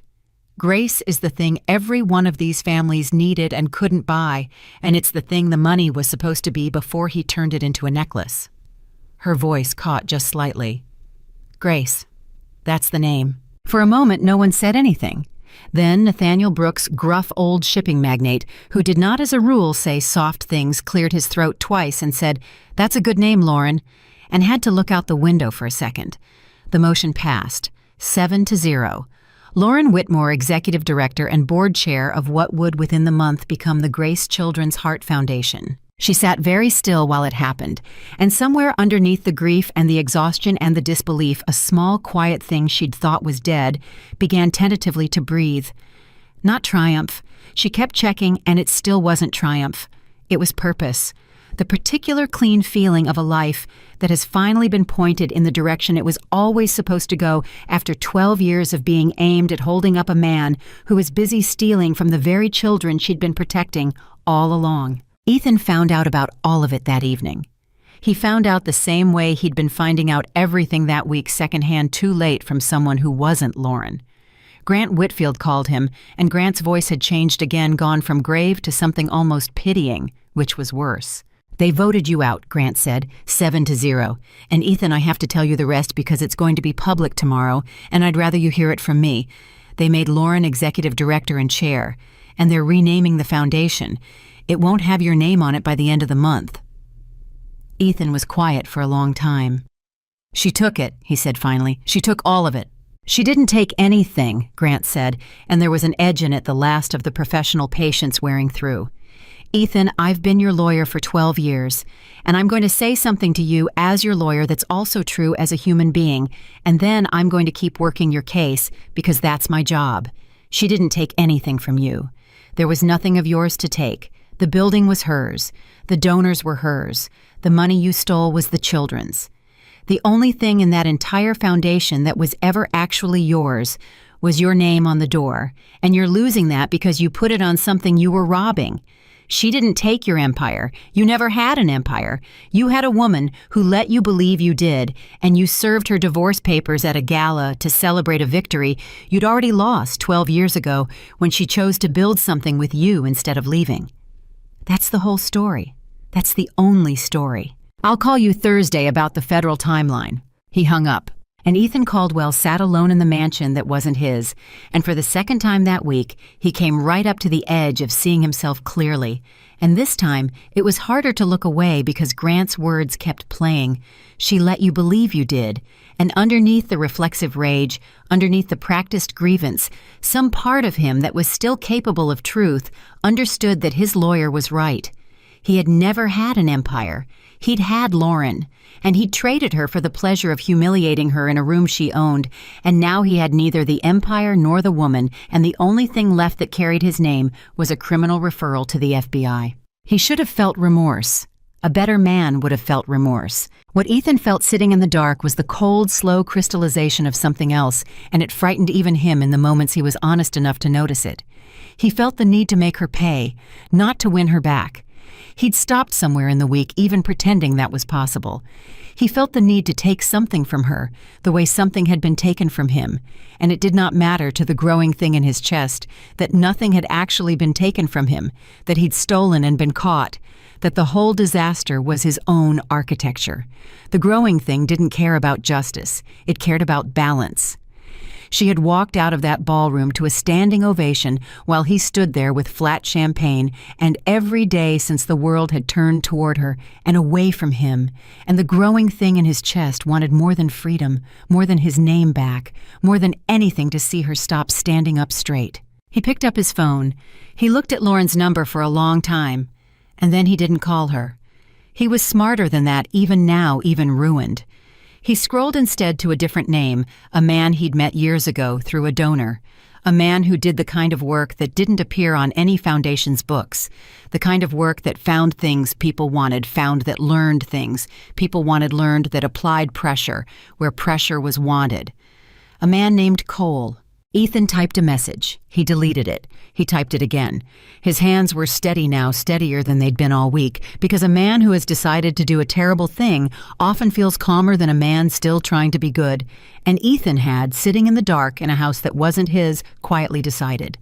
The message he finally sent said, "Only I need to know everything about the Whitmore Family Trust. Every account, every weakness, everything she thinks is protected.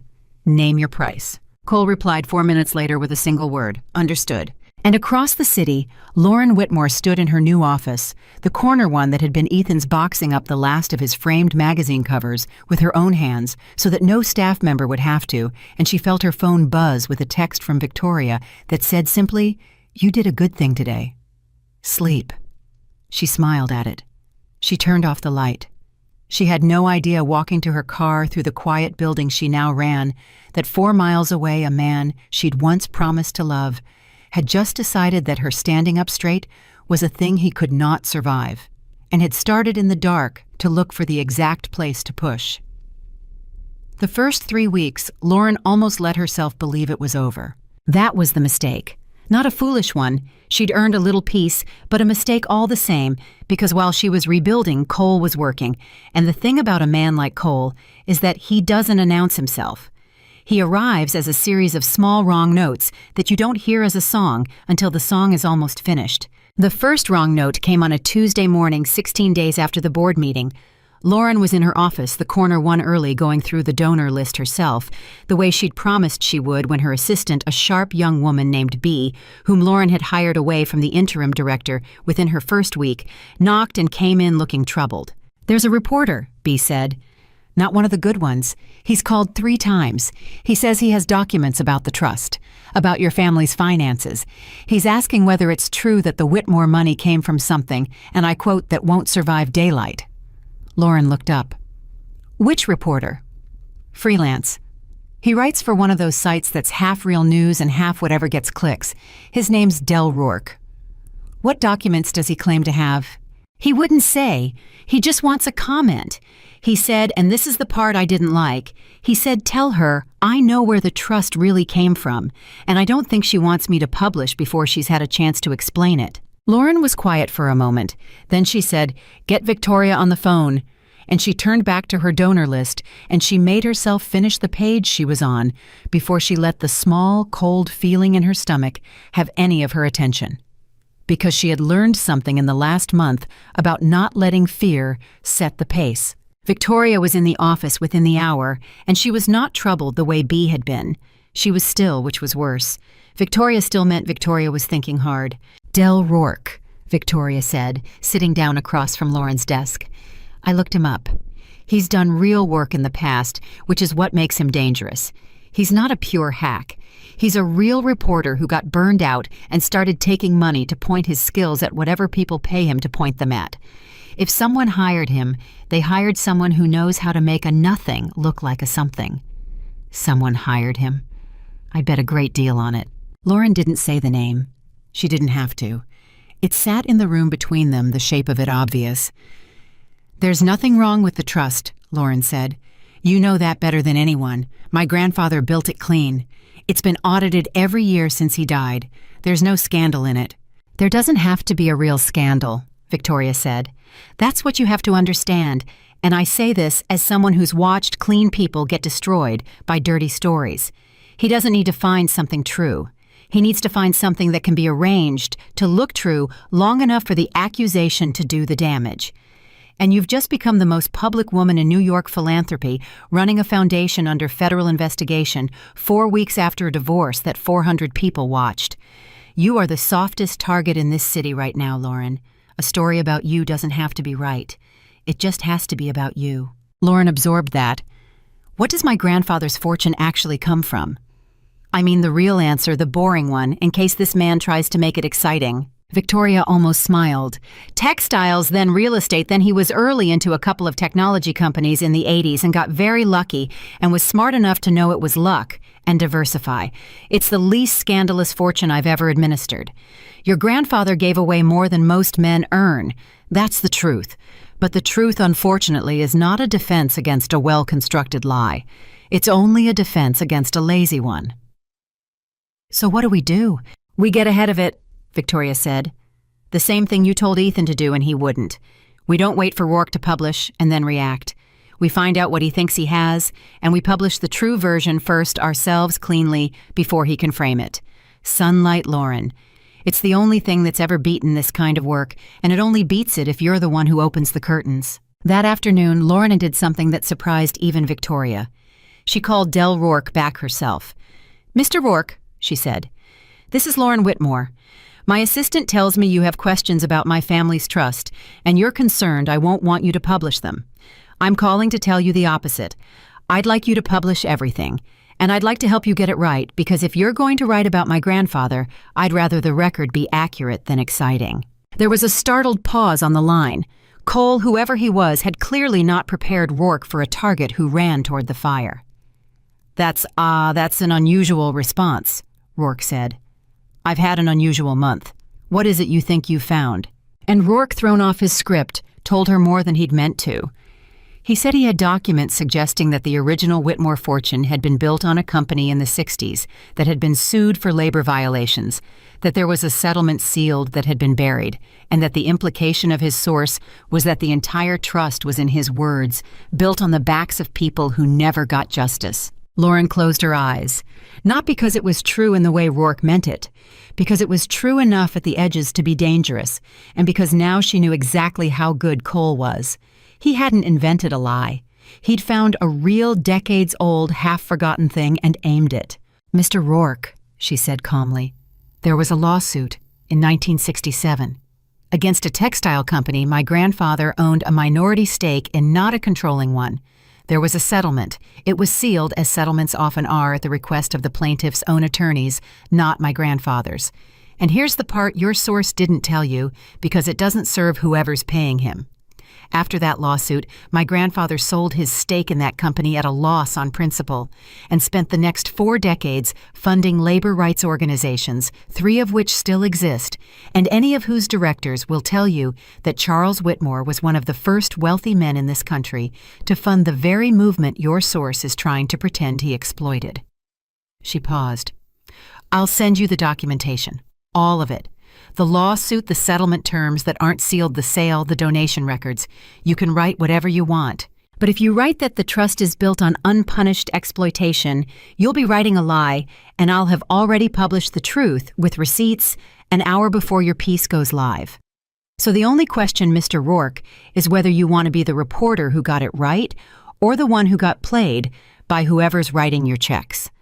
I think you used to be the first kind. My assistant said you did real work once. The line was quiet for a long moment. Who do you think is writing my checks? Rourke said finally, and it wasn't a denial, and Lauren heard in it the sound of a man who'd taken money for a job he was starting to feel bad about. I think you know exactly who, Lauren said, and I think if you're honest with yourself, you already noticed that the story he wanted you to tell didn't quite hold together, and you've been feeling that. I'm not asking you to burn a source. I'm asking you to check him. That's all. Just check him against what I'm about to send you, and then decide what kind of reporter you are. She hung up. She sent the documents, and she waited. 2 days later, Del Rourke published a piece. It was not the piece Cole had paid for. It was a careful, thorough article about Charles Whitmore, about the 60s lawsuit, and more prominently about the 4 decades of labor philanthropy that followed it, framed as a story about a wealthy man who'd confronted his own complicity and spent his life making amends. It was, if anything, flattering.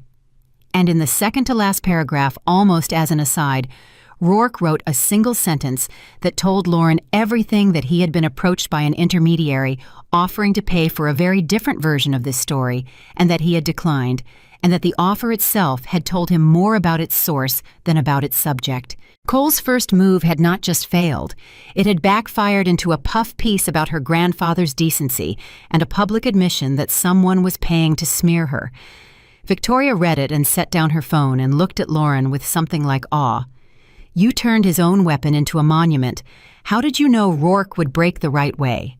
I didn't, Lauren admitted. I gambled, but I've spent 12 years reading men who wanted something from me, Ethan most of all. And Rourke had the sound of someone who didn't like what he'd agreed to do. Ethan never had that sound. That's the difference between a man who does a bad thing and a man who's become one. Rourke could still hear himself. She was quiet for a moment. Ethan can't anymore. That's what scares me. Because she understood now fully that it was Ethan. The reporter had all but confirmed it, an intermediary, someone who did this kind of work, and there was only one person on earth with the motive and the wound and the money still hidden away to pay for it. And Lauren understood something else, something that turned the cold feeling in her stomach into something harder and more resolved. The first move had failed, which meant there would be a second. The second move was smarter because Cole learned. It came 10 days later, and it did not come through the press because the press had just burned him.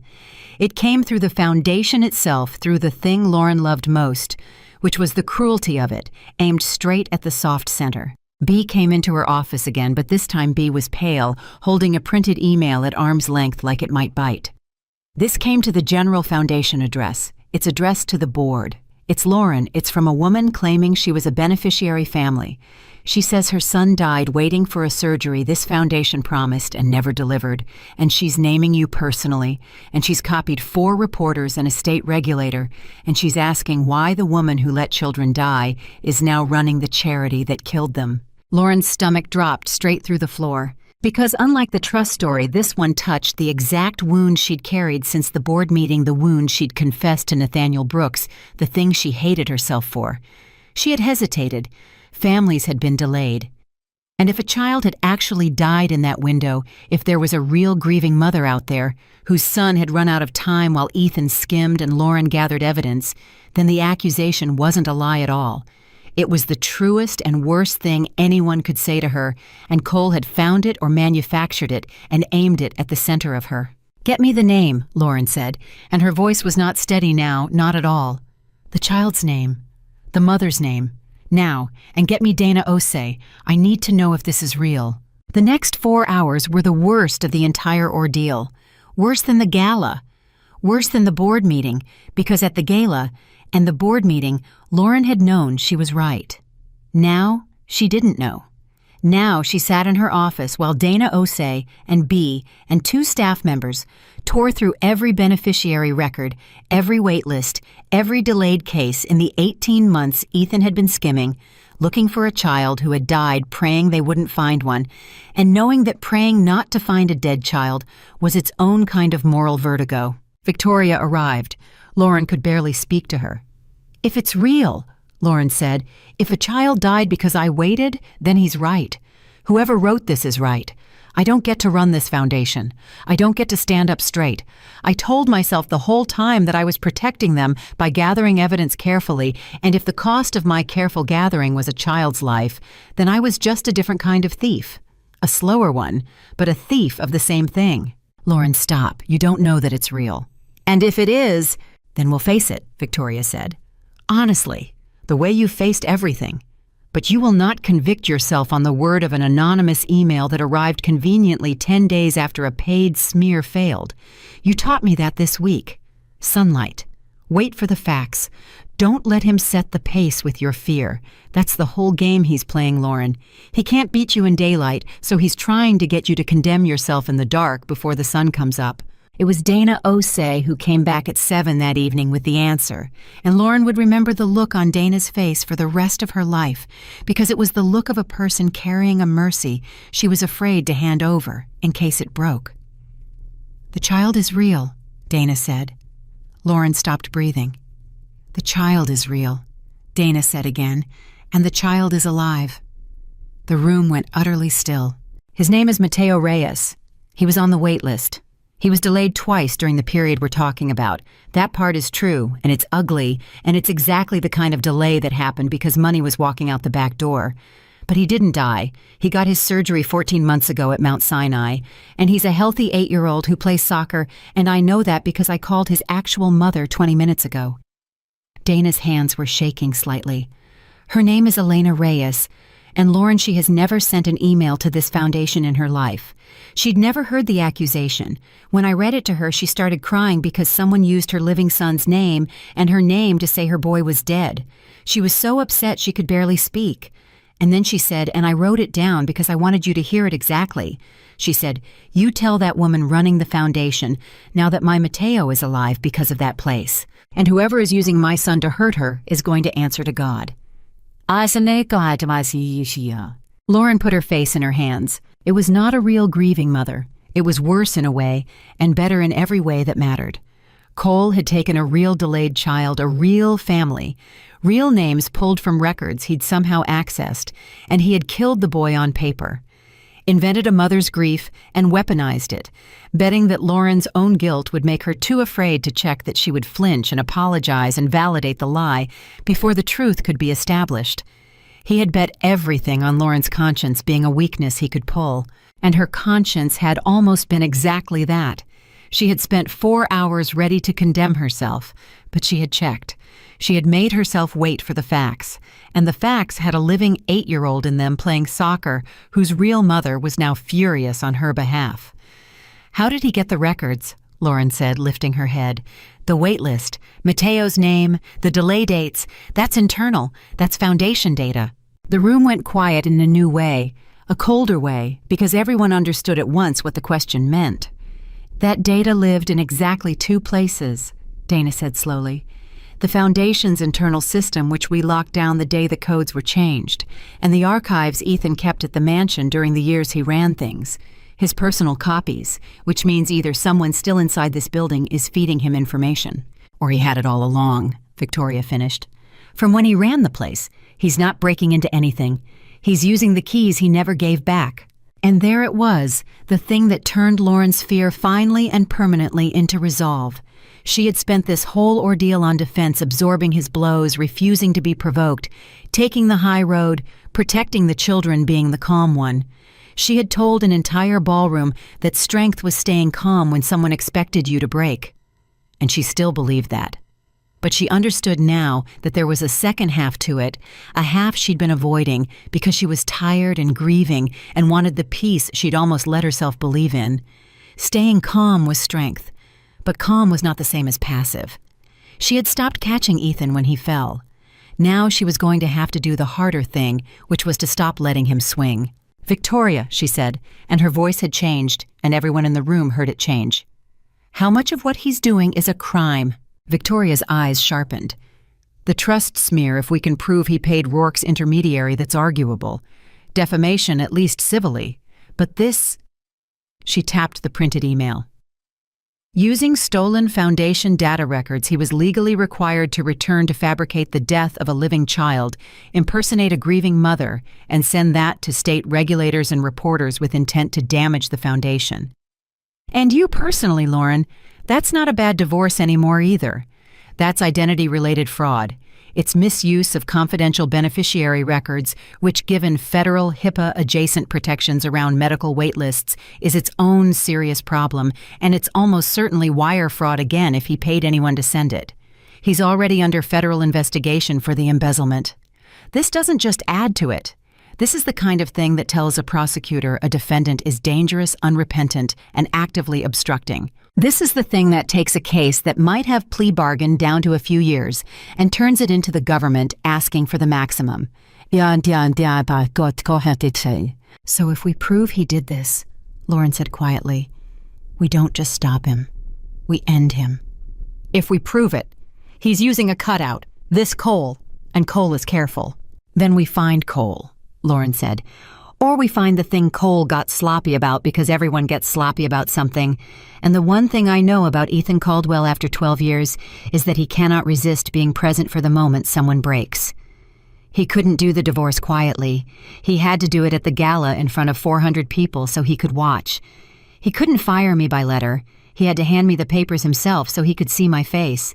He is constitutionally incapable of hurting someone from a distance and not showing up to watch. That's his weakness, Victoria. It always has been. He built his whole life on being seen, and it's going to be the thing that gets him seen doing this. There was a silence, and then Nathaniel Brooks, who had come in during the last of it and stood listening by the door, said, "What do you need, Lauren?" She looked at the old man. She looked at Victoria, at Dana, at Bea, at the framed children on the wall, at the printed lie about a living boy on her desk. And Lauren Whitmore, who 4 weeks ago had been the woman nobody noticed, who had spent 12 years holding up a spotlight for a man who was stealing from children in the dark, made the decision that turned her from the person defending the Foundation into the person who was going to take Ethan Caldwell apart. "I need to call Elena Reyes back myself," she said. "Because that boy is real, and that mother is real, and her son's surgery is exactly the kind of thing Ethan tried to turn into a weapon. And I want her to know she's not alone, and I want to ask her something. And then, Victoria, I need you to call the 2 federal agents who've been working the embezzlement case, because I think we're about to hand them the piece of evidence that changes everything. And then I need one more thing, and it's the hardest one, and I need all of you to hear me say it so you'll hold me to it." She took a breath. "I need to set a trap. And to set it, I'm going to have to let Ethan believe I'm finally breaking. I'm going to have to give him exactly the thing he wants most in the world, the sight of me on the floor. And he's not going to be able to resist coming to watch." The room was silent. "You want to bait him?" Victoria said slowly. "With yourself." "He can't hurt me from a distance and stay away," Lauren said. "So I'm going to give him a reason to get close. I'm going to give him a moment he'll believe is his victory. And when he shows up to watch me break the way he always has to, I'm going to be ready, and so will everyone else in the room. And this time, the audience he brought is going to see exactly who he is." She looked at the email on her desk, at the name of the living boy Ethan had killed on paper to hurt her. He turned a child's life into a weapon. He used a real mother's love as a knife. I gave him 12 years of grace, and he spent it stealing from kids, and I gave him 1 more month of grace after the gala, and he spent it inventing dead children to break me. Her voice was perfectly calm and perfectly cold, and everyone in the room understood that the woman who forgave everything had finally reached the end of what she was willing to forgive. I'm done giving him grace. Now, I'm going to give him a mirror. And I'm going to make him look. She picked up the phone to call Elena Reyes, and outside the window the city was going dark, and 4 miles away, a man named Cole was texting Ethan Caldwell, a single line she hasn't responded to the Reyes email. I think it landed, and Ethan was reading it in the dark of a house that wasn't his, and he was smiling because he believed at last that he'd found the place to push. He had no idea he was walking toward a mirror. The trap took 9 days to build, and it began with a phone call Lauren made herself to the one person Ethan would never expect to be working against him, Samantha Reed. Lauren found the number through B, and she sat with it for an hour before she dialed, because calling the woman Ethan had left her for was not a thing that came naturally even now.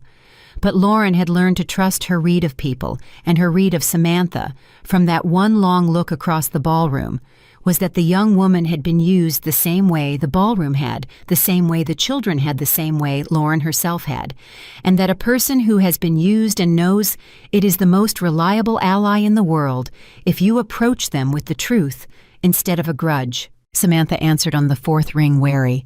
"Who is this?" "It's Lauren Whitmore. Please don't hang up. I'm not calling to say anything cruel. I'm calling because I think we were both lied to by the same man, and I think you're a better person than the night at the gala let you be, and I need help that only you can give." There was a long silence. Then Samantha said quietly, "He's still doing it, isn't he? The lying. It never stops with him." "No," Lauren said. "It's gotten worse. He's using a living child's name to try to destroy me. He faked a boy's death, a real boy who's alive playing soccer right now. He used the child to write a lie so cruel that for 4 hours I believed I might have gotten a kid killed. That's who he is now, Samantha, not the man on the magazine covers. That man." She heard Samantha's breath catch, and then in a voice that had gone hard and certain, in a way it hadn't been at the gala, Samantha said, "Tell me what you need." What Lauren needed was a door back into Ethan's confidence, and Samantha was that door because Ethan did not know that Samantha had spent the last 5 weeks quietly despising him. He thought she'd simply gone quiet, gone cold, the way women did when they were hurt, and Ethan understood hurt women only as obstacles to be waited out. It never occurred to him that a woman he'd used might be capable of a plan. That failure of imagination, the same one that had cost him 12 years with Lauren, was about to cost him the rest of his life. Over the next several days, Samantha let Ethan back in. A text at first, then a call. She played the part he expected, the wounded woman coming around, missing him, wondering if she'd judged him too harshly. And Ethan, who could not conceive of being outmaneuvered by the people he'd discarded, believed every word because believing it flattered him. And Ethan had never once in his life declined a flattering belief. And Samantha listened. She listened while he bragged because he could not help but brag, because a man who builds his whole self on being seen cannot resist an audience even of one, even when the audience is the one person who should never hear it. He told her about Cole. He told her, laughing, about the reporter who'd gotten cold feet and how he'd learned from it how the second move was cleaner. And on the 7th night, drunk and expansive and certain he was talking to a woman who was falling back in love with him, Ethan told Samantha the thing that ended him. He told her about the Reyes email. He told her he'd written it himself. He described how he'd pulled the boy's name from the old Foundation records he'd never returned, how he'd picked a real delayed case, so it couldn't be easily disproven, how he'd invented the mother's grief and copied the regulators, and how he only wished he could be there to see Lauren's face when it landed, because that he said that was the whole point. Wasn't it? He wanted to see her finally understand that she couldn't stand up straight forever. Samantha's phone recorded all of it. She didn't tell him. She let him finish, let him laugh, let him say goodnight, believing he'd won her back. And then she drove straight to the Foundation at 11 at night, and she sat in Lauren's office and played the recording. And when it was done, no one in the room spoke for a long moment. It was Victoria who finally broke the silence. That's a full confession, to fabricating the death of a living child, to misusing protected beneficiary records, to intent to defraud regulators. That's not evidence that helps a case. That's evidence that ends one. She looked at Samantha. Do you understand what you just did? You didn't just help Lauren. You handed the federal government the thing they dream about. A defendant confessing on tape to obstruction and new felonies while already under investigation. There is no plea bargain that survives this. There's no clever lawyer who talks around this. Samantha was crying, but they weren't sad tears. "He used me at the gala," she said. "He put a necklace bought with stolen surgery money around my neck and made me smile while he humiliated a woman who never did anything to me. I've thought about that every single day. I wanted to do something and I didn't know what. Now I know." She looked at Lauren. "I'm sorry. For the gala. For all of it. I was young and stupid and I believed him." "You were lied to by a professional," Lauren said gently. "The same as me. The difference is, I took 12 years to hear it, and you took 5 weeks. That's not stupidity, Samantha. That's just being human in front of a man who's very good at being inhuman. Thank you. I mean it. You didn't have to do this." "Yes, I did," Samantha said. "Some things you have to do or you don't get to like yourself anymore." The 2 federal agents who'd been working the embezzlement case came to the foundation the next morning, and Victoria played them the recording, and Lauren watched their faces change from professional patience to something sharper and quieter, the focus of people who have just been handed the last piece of a puzzle they'd been assembling for weeks. When it ended, the senior agent, a soft-spoken man named Okafor, sat back and said, "He kept the records, after he was ordered to return them. And he used them for this." "Yes," Victoria said. "And there's a witness who'll testify to the recording's authenticity and the circumstances." "There is," Samantha said. Okafor nodded slowly. "Then I want to be careful about the next part, because I don't want anything about how we obtain the final confirmation to give a defense attorney a thread to pull. Ms. Whitmore, I understand you had an idea about how he might be brought to a place where he says these things again in a controlled way with us present." And Lauren told them about the mirror. The plan was simple, because the best traps for vain men always are. The foundation, now the Grace Children's Heart Foundation, would hold a small event, not a gala. Something quieter, and to Ethan's mind more painful. A public reopening, a press-covered evening at the Whitmore Grand Ballroom, celebrating the foundation's new leadership and its restitution program. The very families who'd been delayed made whole standing on the stage. The Reyes family would be there. Mateo, the living boy alive and playing, would be there. It would be to any observer Lauren's coronation in the exact room where Ethan had tried to destroy her. And Lauren would make sure Ethan knew about it through Samantha, framed as the thing that was finally going to break Samantha's loyalty, the sight of Lauren triumphant in the ballroom. Samantha would tell Ethan she couldn't stand to watch it, that she wanted to confront Lauren, that she wanted Ethan to come with her, to be there, to not let Lauren have the room unopposed.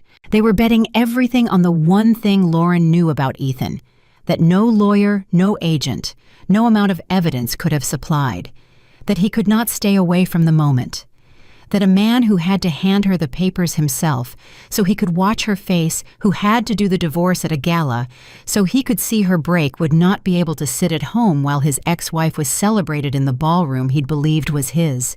He would come, not to hurt her even, just to watch, just to be present for it, because being seen was his oxygen and being present for other people's pain was the only power he had left. And he would rather walk into a room full of people who despised him than miss the chance to stand in the back and know that he could still somehow be there. "He'll come," Lauren said. "I'd stake my life on it. He cannot be absent from his own defeat. He proved that at the gala. He'll prove it again." Okafor was quiet for a moment. "And when he comes," Lauren said, "I'm going to give him one last chance to be a person, in front of everyone. The same way he gave me my humiliation in front of everyone. I'm going to hand him a mirror. And if he looks into it and breaks if some piece of the man I married is still in there, and he finally says the true thing, then I'll let it end quietly with dignity, and you can arrest him in a hallway where no one has to watch." She looked at the agent. "But he won't. I know him. He'll do the thing he always does. He'll reach for the crowd. He'll try to turn it into a performance where he's the wounded party. And when he does that in front of the families he stole from, with a recording of his own confession in your pocket, agent, then you can do what you came to do, and the whole room will understand exactly why." Okafor considered her for a long moment. Then he said, "You've thought about this more carefully than most prosecutors I work with." "I was married to him for 12 years, Lauren said. "I've had time. The night of the event, the Whitmore Grand Ballroom filled again, but with a different kind of crowd. Not the glittering strangers of the gala. Families. The Ramirez family, whose son had gotten his valve replacement 6 weeks after the board meeting, the first surgery Lauren funded from the recovered money. The girl from Buffalo, back from next quarter to this one in a wheelchair but grinning. Doctors who'd worked at the foundation for years and finally believed in it again. Nathaniel Brooks in the front row in a suit that fit him badly because he hated suits, watching the room he'd helped save. Harold Levin. Priya Anand. B running everything brilliant and everywhere at once. And near the door in ordinary clothes that made them invisible, Agent Okafor and his partner and 2 more agents Lauren never saw.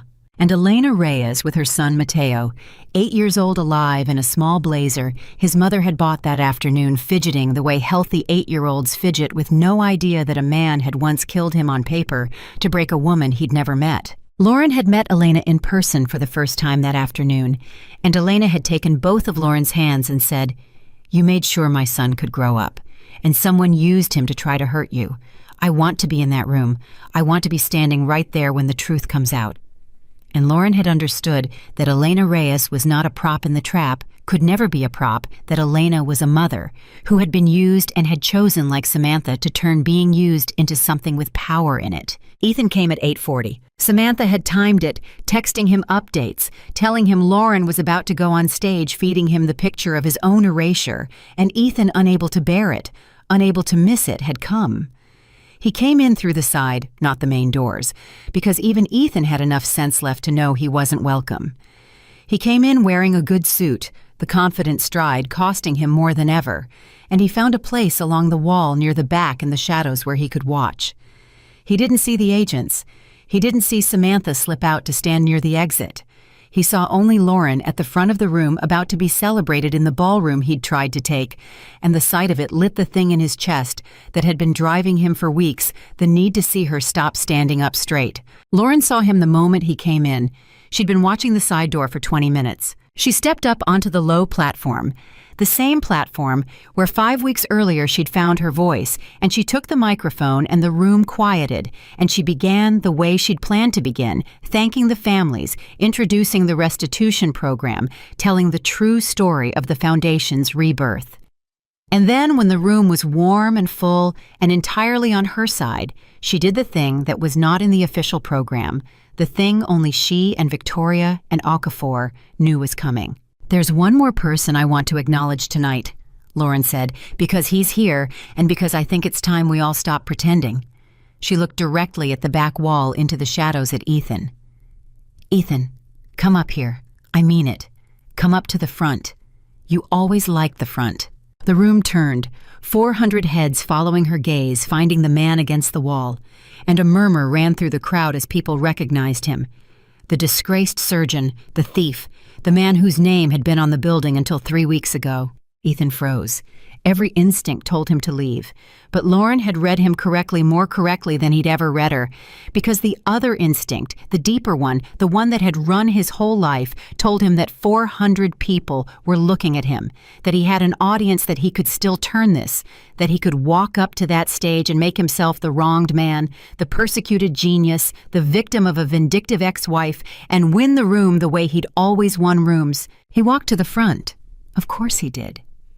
"Lauren," he said, taking the steps up to the platform, reaching for the warm, reasonable voice, the magazine cover smile. "I don't know what you're trying to do here, but I'm not going to let you use these families as props in your—" "I'm not the one who used a child as a prop," Lauren said. "Let's talk about that, since you're here, since you couldn't stay away." She turned to the crowd, but she kept her body angled toward Ethan, a mirror held up. 3 weeks ago, someone sent an email to this foundation and to state regulators and to reporters, claiming that a boy named Mateo Reyes had died on our wait list, that I had let a child die. It was a terrible thing to read because a child was delayed. That part is true, delayed because money was being stolen from this foundation. So for 4 hours, I believed it. I believed I might have failed a family so completely that a boy was dead. She let that sit. And then we checked, and do you know what we found? She turned and gestured, and near the front, Elena Reyes stood holding her son's hand, and Mateo Reyes, 8 years old alive, healthy, gave the room an uncertain little wave. The room made a sound, a collective intake of breath as they understood. "Mateo is alive," Lauren said. "He's right there. He plays soccer. His mother never sent that email. Someone stole her son's name from records he was legally required to return, killed her living child on paper, invented her grief, and used it as a weapon. In front of you, Mateo, I'm sorry that happened. And in front of you, Elena." She turned back to Ethan, and her voice did not rise, and that was what made it terrible. "Do you want to tell them who did that, Ethan? Or should I?" Ethan's face had gone white. "I have no idea what you're—" "Play it," Lauren said quietly. And from the sound system that had been carrying her voice, another voice came, Ethan's own, drunk and expansive and proud, describing how he'd pulled the boy's name from the old records, how he'd picked a real delayed case, how he'd invented the mother's grief, how he only wished he could see Lauren's face when it landed. His voice filling the ballroom he'd believed he owned, confessing to 400 people, and 2 federal agents, and a living boy and his mother in the exact room where he'd tried to break his wife that he had killed a child on paper to do it. The recording played for 90 seconds. It felt like an hour. And Ethan Caldwell stood on the platform and listened to himself and watched the room understand face by face, row by row, what he was. And there was no crowd to seduce now. No story to tell, no reframe, because the accusation was in his own voice, and you cannot charm a room away from the sound of you. When it ended, the silence was the loudest thing in the building. "That's you, Ethan," Lauren said softly. "That's the mirror. I told everyone I'd give you one last chance to be a person, so here it is, in front of the families you stole from, in front of the boy you killed on paper, in front of his mother. You can say the true thing now. You can say, 'I'm sorry.' You can look at Elena Reyes and mean it. It won't save you. Nothing saves you now. But it might mean that somewhere under everything there was still a man in there. I'd like there to have been. I loved him for 12 years. Give me one reason to believe he was real." And for the third time in this whole long story, Ethan Caldwell stood at the threshold of the true thing, and the entire room held its breath, and even Lauren, who knew him better than anyone alive, felt the old doomed hope flicker one final time. He looked at Elena Reyes. He looked at the boy. He looked at the room full of families and the disgust on 400 faces, and Lauren watched him make the calculation, watched him weigh the truth against the performance one last time, and she saw the exact moment he chose, because it was the same moment he'd chosen at the gala and in the boardroom, the same choice he'd made every day for 12 years. He reached for the crowd. "This is a setup," Ethan said, his voice climbing, turning outward the wounded genius, the persecuted man. "This is a coordinated ambush by a woman who's been trying to destroy me since I dared to leave her. That recording was obtained illegally. Entrapment she used a vulnerable woman to—" "There she is," Lauren said, and pointed to the exit where Samantha stood. "The vulnerable woman. Why don't you ask her whether she feels used, Ethan? She recorded you because you put a necklace bought with sick children's money around her neck and made her smile while you humiliated me. She's not vulnerable. She's the reason you're finished." And Samantha from the back of the room said clearly, so the whole ballroom heard it, "Every word on that tape is true. He told me himself. He was proud of it." Ethan turned, looking for an ally, for an audience, for anyone, and found 400 people who had come to celebrate children's lives, looking at him the way you look at something you've scraped off your shoe. And in that moment, finally, the performance failed. Not because he stopped performing. Ethan would perform to the end of his life. It failed because there was no one left willing to be the audience, and a performance with no audience is just a man standing alone moving his mouth.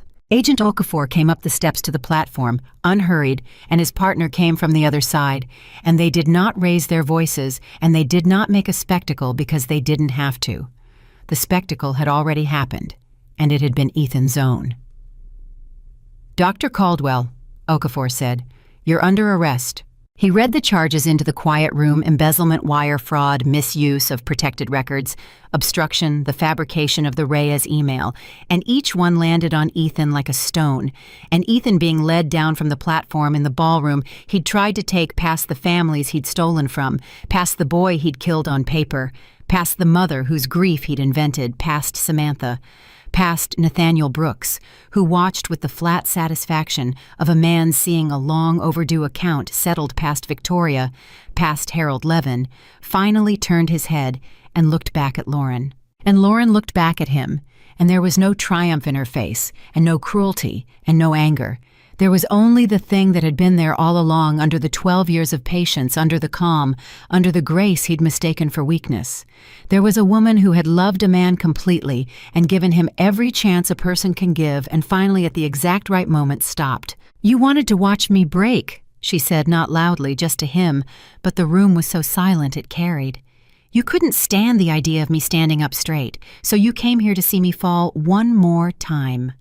She shook her head slowly. "But I was never going to fall, Ethan.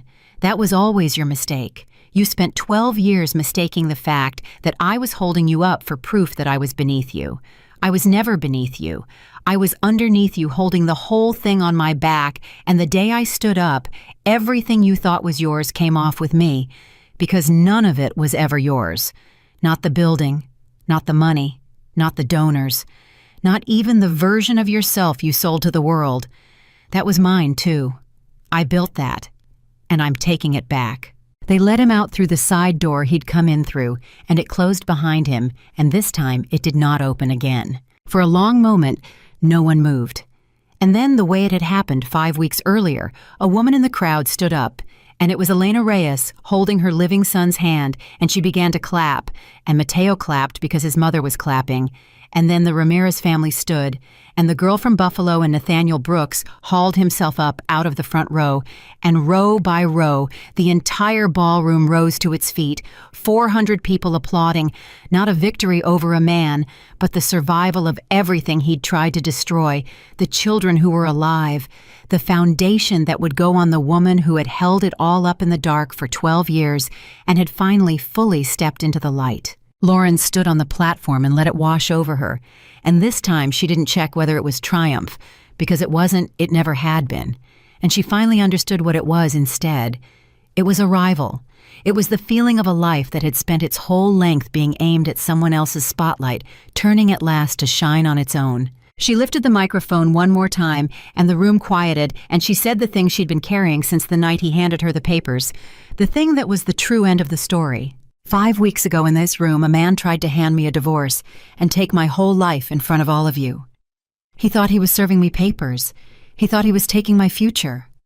She looked out at the families, at the children, at the foundation reborn around her, at the boy who was alive, and her voice was clear and steady and absolutely without fear. But he forgot the one thing that mattered. He forgot who owned the room, and it was never the ballroom I was talking about. She set the microphone down. Ethan Caldwell went to prison for 11 years, and the man who had spent his life needing to be seen finished it in a place where no one was watching, and he had no one left to blame, though he tried because trying was the only thing he'd ever really known how to do. Samantha Reed testified, and then she went home and started over quietly, honestly, and she liked herself again, which was the only verdict she'd been after. The Grace Children's Heart Foundation funded more surgeries in its first year under Lauren than the Caldwell Foundation had in its last 3, because none of the money went out the back door anymore, and every dollar of it was published where any grieving parent could see it. And the Ramirez boy grew up, and the Buffalo girl walked, and Mateo Reyes kept playing soccer, and none of them ever knew how close their names had come to being weapons, because Lauren made sure the weapons were the last thing anyone remembered. And Lauren Whitmore, who for 12 years had been the woman nobody noticed, ran the foundation from the front in the light in the ballroom her grandfather built, and she never once mistook her own kindness for weakness again, because she had learned the thing it took her a marriage to learn and a single unforgettable night to prove. The quietest person in the room is not the weakest. Sometimes she is the one who owns it.